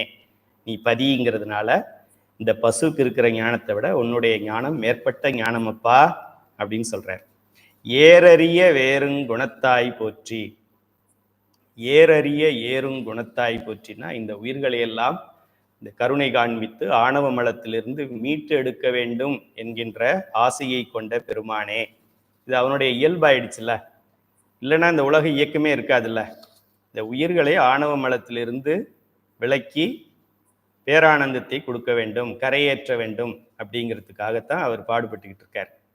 பண்மேலே பாவித்து இருந்தாய் போற்றி. இசையிலே ரொம்ப மயங்கி அடிமையாகி விடுகின்றவனே போற்றி. பன்னொடி யாழ் வீணை பயின்றாய் போற்றி. யாழ் என்கின்ற அந்த இசைக்கருவியையும் வீணை இசைக்கருவியும் 2 சொல்றாங்கன்னா அது 2 தான் கிடையாது, அது போல இருக்கின்ற 16 கருவிகளும் அப்படின்னு அர்த்தம். பன்னொடு யாழ் வீணை பயின்றாய் போற்றி. அவரே அடிப்பார். கைலாய வாத்தியமெல்லாம் இந்த சிவகணங்கள் தான் அடிப்பாங்கன்னு கிடையாது, அவரே அடிப்பார். நந்தியம்பெருமானும் அடிப்பார். சந்தோஷம் ஜாலி அதிகமாகிடுச்சுன்னா என்ன பண்ணுவோம்? இப்போ நம்ம நார்மலாக வீட்டில் இருக்கும்போது ஒரு மாதிரி இருப்போம். எங்கேயாவது ஒரு ஃபேமிலி டூர் போகிறோம், இல்லைனா ஒரு ஃப்ரெண்ட்ஸுங்களோட ஒரு பிக்னிக் போகிறோம்னு வச்சுக்கோங்க. அங்கே போய் எல்லாரும் விளையாடுவோம் அப்படின்னு சொல்லும்போது நம்மளுடைய லெவல்லாம் நம்ம மறந்துடுவோம். நான் பெரிய ஆள், நான் சைவ சித்தாந்த ஆசிரியர் எல்லாம் கிடையாது. அங்கேயும் நம்ம ஒரு ஆஃப் ட்ராயரை போட்டுக்கிட்டு அவங்களோட ஃபுட்பால் வாலிபால் விளையாண்டுக்கிட்டு இருப்போம். அதுபோல சிவபெருமான் உயிர்களோட இணைந்து அவர் விளையாட வரும் பொழுது பன்னொடு யாழ் வீணை பயின்றாய் போற்றி. அவரும் யாழ் மீட்டுவார், வீணையை மீட்டுவார். அப்படி ஒரு இசைக்கலைஞனாகவும் ஆகிவிடுவார். இசையை ரசிச்சுக்கிட்டே மட்டும் இருக்க மாட்டார், அவரே இசை அமைப்பவனாகவும் ஆகிவிடுவார்.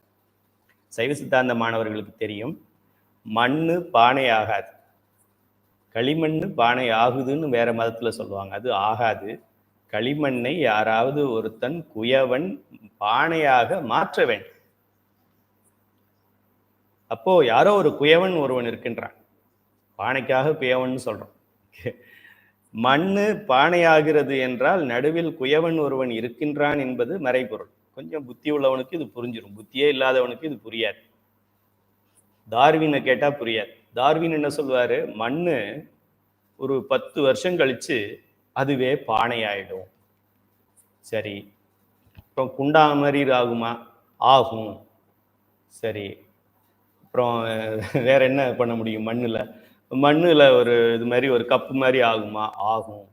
சரி, கப்பு மாதிரி ஆகுறதா, பானை மாதிரி ஆகுறதா, குண்டா மாதிரி ஆகுறதான்னு அது எப்படி முடிவு பண்ணுது? அதுவே முடிவு பண்ணிக்கும். எப்படா முடிவு பண்ணும்? என்னடா இதை போய் பள்ளிக்கூடத்து பிள்ளைங்க பாடத்துல வைக்கிறீங்களா? சின்ன வயது குழந்தைங்களுடைய பாடத்துல இதை கொண்டு போய் வச்சு இதை வைக்கிற மெய்தான் அரும்பி விதிர் விதிர்த்துன்ற பாடலை எடுத்துடுறேன்.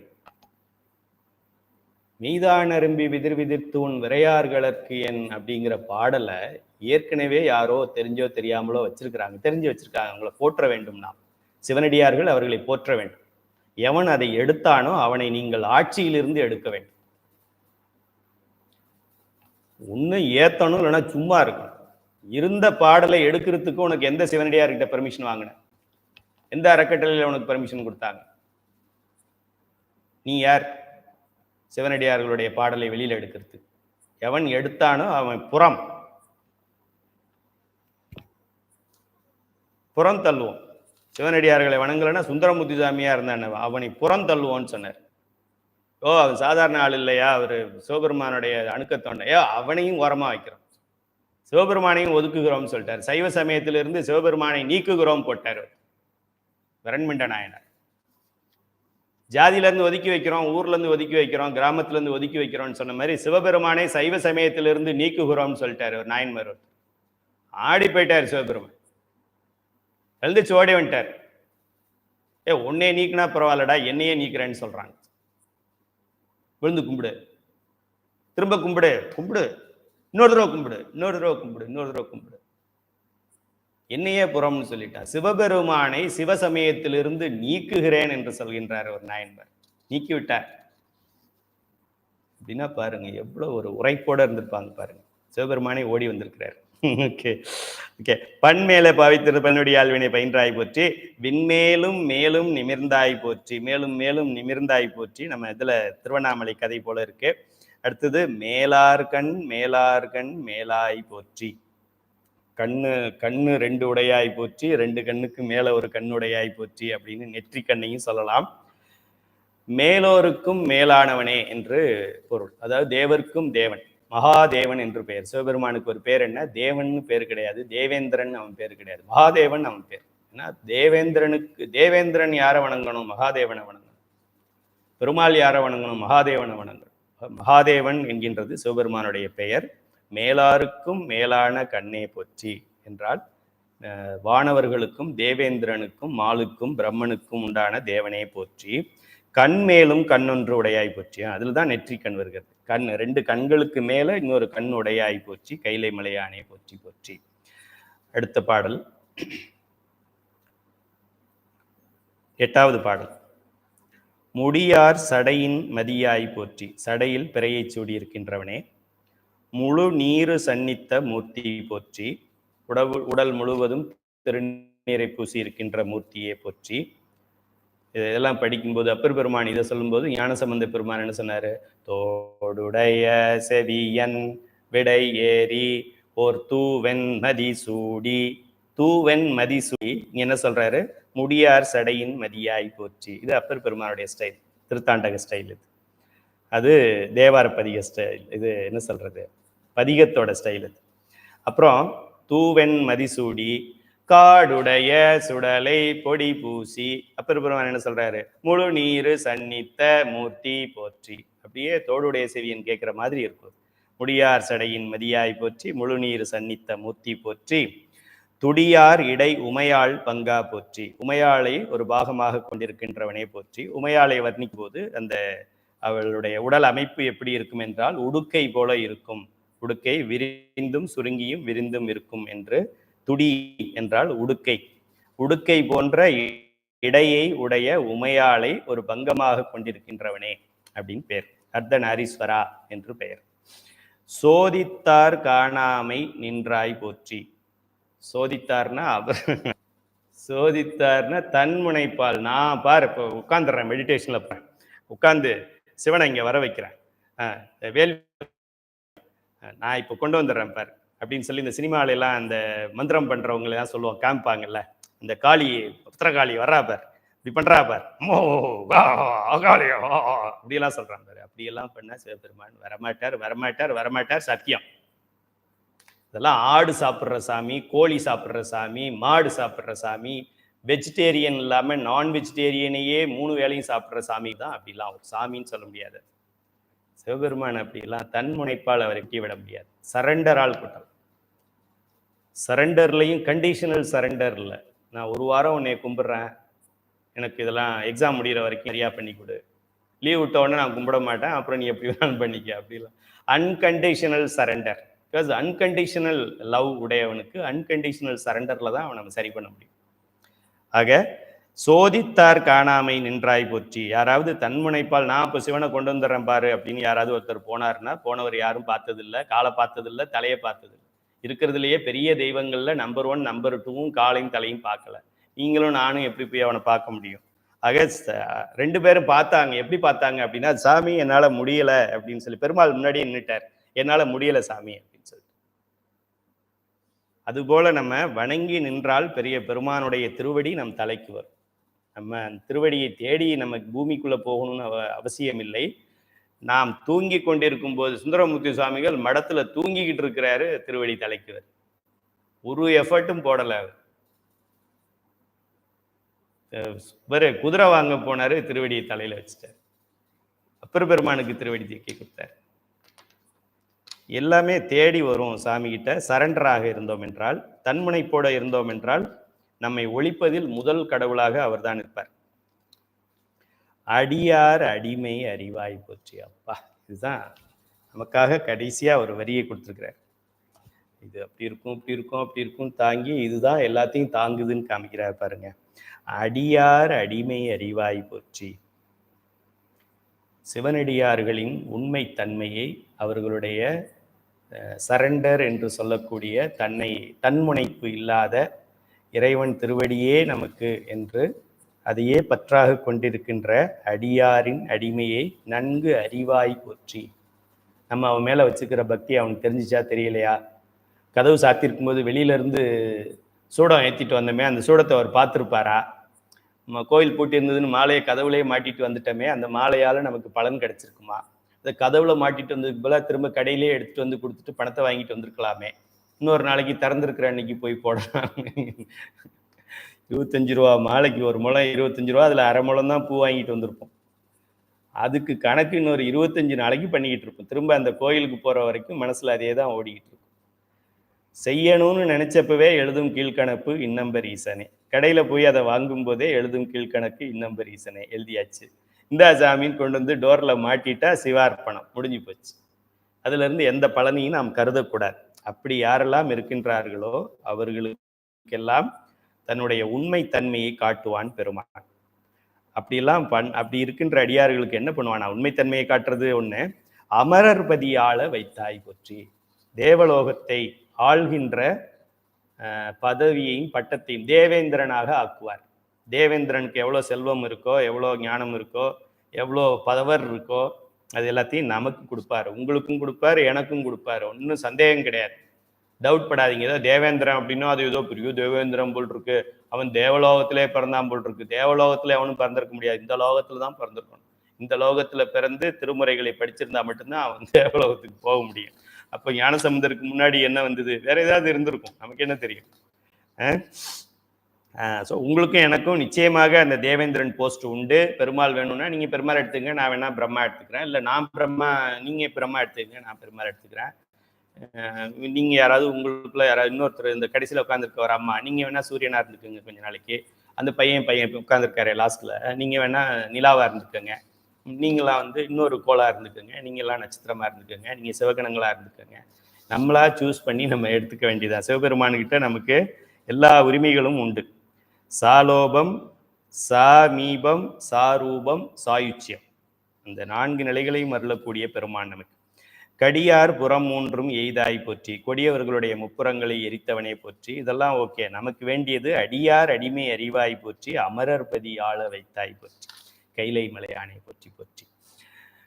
போற்றி இசைத்து உன் அடிபரவ நின்றாய் போற்றி. பெருமான் இந்த பாடல்கள் எல்லாம் இந்த அருளாளர்கள் மூலமாக கொடுத்து இதை படி, இதை பாடு பாடு பாடுன்னு கெஞ்சி வெக்கம் இல்லாம திருப்பி திருப்பி கேட்கறது எதுக்குன்னா, உயிர்களே ஆணவமலத்தை விடுங்க, உங்களுடைய சஞ்சிதத்தை விடுங்க, நீங்க நல்லா இருங்க, நீங்க என்னோட வாங்க, என்ன மாதிரியே இருங்கன்னு பண்ணணும்னா இதை பண்ணித்தான் ஆகணும். அதுக்காக அவன் இதெல்லாம் கொடுத்து இதை பாடுறதுக்கும் தலைவனாக நின்று கேட்டுக்கிட்டு இருக்கான். இல்லைன்னா நம்ம அவனை போற்றி போற்றி போற்றின்னு பாடுறதுனால அவனுக்கு ஒரு ஓட்டு கூட எக்ஸ்ட்ரா விழுகாது. போற்றுனாலும் போற்றாட்டியும் ஒரு ஓட்டு ஒரு சீட்டு கூட கிடைக்காது. 400 சீட்டில் அவருக்கு ஒரு சீட்டு கூட கிடைக்காது. நீ போற்றுனாலும் சரி தூற்றுனாலும் சரி அவருக்கு ஒன்றும் ஆக போகிறது கிடையாது. உயிர்களால் இறைவனுக்கு என்னத்தை கொடுக்க முடியும்? இந்த போற்றி போற்றி போற்றி என்று சொல்லுவதன் மூலம் என்னுடைய எறும்பு ஊற ஊற கல்லும் தேயும் என்பது போல என்னுடைய சஞ்சித மலை அந்த கல்லும் தேயும்னா என்ன அர்த்தம்? மலையும் தேயும், அந்த ராக் ஹில் அது கூட அது எரேஸ் ஆகி போய்விடும். அதுக்காகத்தான் அதை படிக்க சொல்றேன். போற்றி இசைத்து உன் அடிபரவ நின்றாய் போற்றி. இது ஒரு சான்ஸ் தானே நமக்கு. இப்போ டாக்டர்கிட்ட போகிறோம், ஏதோ ஒரு ஃபர்ஸ்ட் எய்டுக்காக கொண்டு எமர்ஜென்சின்னு அட்மிட் பண்ணுறோம், டாக்டர் சொல்கிறார் இப்படி கை தேய்ச்சி விடுங்க சரியா போயிடுன்றாருன்னா அது நமக்கு ஒரு பெரிய கிஃப்ட் தானே. அதுபோல் அருளாளர்கள் இந்த நமக்கு திருமுறைகளை கொடுத்தது இந்த பிறவியில் தப்பிக்கிறதுக்கு, இந்த பிறவியிலிருந்து நம்ம முக்தி அடையிறதுக்கு இதுதான் மருந்துன்னு கொடுத்துருக்குறாங்க. உன் அடிபரவ நின்றாய் போற்றி, புண்ணியனே நன்னல் அறியாய் போற்றி. புண்ணியன் அவன் புனிதன், அதெல்லாம் நம்ம பார்த்துருக்கோம். நன்னல் அறியாய் போற்றி முன்னாடி வார்த்தையில் சொன்னது தான் இங்கே சொல்கிறாரு. அங்கே என்ன சொன்னார்? சோதித்தார் காணாமை, அதாவது நான் பார்த்துட்றேன், இன்னும் ஒரு வாரத்துக்குள்ளே நான் சிவபெருமானை பார்த்துட்றேன் அப்படி யாராவது சொன்னாங்கன்னா அப்படியெல்லாம் பார்க்க முடியாதுப்பா. அவன் அருளாலே அவன் தாழ் வணங்கணும். நீ முயற்சிகளை அவனுக்கு சொன்ன அந்த திருமுறைகளில், சைவ சித்தாந்த நூல்களில் 12 திருமுறைகளிலும் 14 சாத்திர நூல்களிலும் சொல்லப்பட்டிருக்கின்ற முறைப்படி நீ உன்னுடைய வாழ்க்கையை நடத்திக்கிட்டு வா. அவனுக்கு தெரியும் அது அவங்க ஆவுடையார் கோயிலில் கூப்பிடணுமா, இல்லை தோணிபுரத்தில் கூப்பிடணுமா, இல்லை திருவெண்ணைநல்லூரில் கூப்பிடணுமா, அதெல்லாம் யார் சுந்தரரா டிசைட் பண்ணார் திருவெண்ணைநல்லூரில் எனக்கு அருள் செய்யணும்னு சொல்லி? பெருமான் பார்த்துக்குவார்.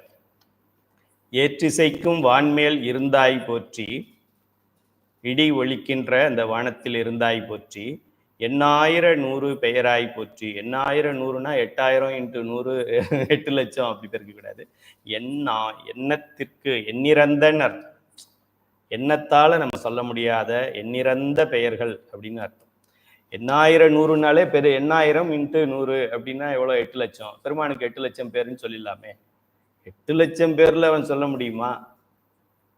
ஒருத்தரும் ஒரு பேரால பார்க்குறோம் அவனை. தமிழ்நாட்டிலே 6.25 கோடி பேர் இருக்கிறமே. ஆக எண்ண முடியாத அளவுக்கு பெயர்களை கொண்டவன் அவன். நாற்றிசைக்கும் 4 திசைகளுக்கும் விளக்காய நாதா போற்றி. எந்த திசையாக 4 திசைக்கும்னா என்ன அர்த்தம்? அப்புறம் தென்மேற்கு வடகிழக்குன்னு 8 திசை இருக்கே அப்படியெல்லாம் பார்க்க வேண்டாம். எல்லா திசைகளுக்கும் விளக்காகவும் வெளிச்சமாகவும். வெளிச்சம்னா என்ன? இந்த சாதாரண சூரிய ஒளி கிடையாது. சூரிய ஒளி என்ன? உடம்ப வளர்க்கும், தனு கரணத்தை வளர்க்கும், வேற ஒன்றும் பண்ணாது. பூவை மலர்ச்சி, செடியை வளரச்சி, நம்மளுடைய உடல் வளர்ச்சிக்கு அது பயன்படும். அந்த வளர்ச்சியில் அறிவு வளர்ச்சி. அறிவு வளர்ச்சி. ஏற்றிசைக்கும் வான்மேல் இருந்தாய் போற்றி, 8000 நாற்றிசைக்கும் விளக்காய நாதாய் போற்றி. சிவபெருமானாகிய விளக்கு என்ன பண்ணும்? வெளிச்சத்தை கொடுக்குமா? அது என்ன இன்வெர்டரா, யூபிஎஸ்ஸா, இல்லை ஜென்ரேட்டரா? சிவபெருமானே ஒரு வெளிச்சத்தை கொடுக்கின்றார் என்றால் அதுதான் அல்டிமேட் லைட், என்லைட்டன்மெண்ட் அப்படின்னு சொல்லக்கூடிய. என்ன லைட்டு? என்லைட். என்லைட் கொடுக்கக்கூடியவர் சிவபெருமான். என்லைட் இல்லை, இங்கிலீஷில் ENLIGHT, என்லைட்டன்மெண்ட், NLIGHT. நாற்றிசைக்கும் விளக்காய நாதா போற்றி, நான்முகர்க்கும் மார்க்கும் அரியாய் போற்றி. நான்முகனாகிய பிரம்மனுக்கும் மாலாகிய திருமாலுக்கும் அரியாய் போற்றி. அவர்கள் நான் பார்த்துறேன் நான் பெரியவன் சொல்லும்போது அவங்களுக்கு அரியவனாக இருந்தவனை போற்றி. காற்று இசைக்கும் திசைக்கெல்லாம் வித்தே போற்றி. காற்றெல்லாம் எந்த பக்கம் எல்லா திசையிலையும் இருக்கு இல்லையா? 8 திசைன்னு சொன்னாலும் சரி, 16 திசைன்னு சொன்னாலும் சரி, மேலே கீழே எதுவாக இருந்தாலும் எல்லா அண்ட சராசரங்களும் அப்படின்னு அர்த்தம். இது காற்றிசைக்கும் திசைன்னு சொன்னாலும் சரி, நாற்றிசைக்கும் விளக்காய நாதான்னு சொன்னாலும் சரி, எட்டு திசைக்கும் சொன்னாலும் சரி, அதெல்லாம் அந்த என்ன சொல்றது, சொல்லோசை ஒரே மாதிரி வரணும் அப்படிங்கிறதுனால அதை கொடுத்துருக்குது. ஸோ சுருக்கமாக சொல்ல போனா முற்றுணர்வுன்னு சொல்ற மாதிரி எல்லாத்திலும் எல்லாவற்றிற்கும் எல்லா இடத்திலும் எல்லாமுமாக இருக்கின்றவன் சிவபெருமான். சைவ சித்தாந்த மாணவர்களுக்கு ஒரு வார்த்தை இருக்கின்றது, வியாபகம் என்ற ஒரு வார்த்தை இருக்கின்றது. வியாபகமே என்று பொருள். இந்த பஞ்சபூதங்களும் அவனுக்குள்ளதான் இருக்கு, 36 தத்துவங்களும் அவனுக்குள்ளதான் இருக்கு.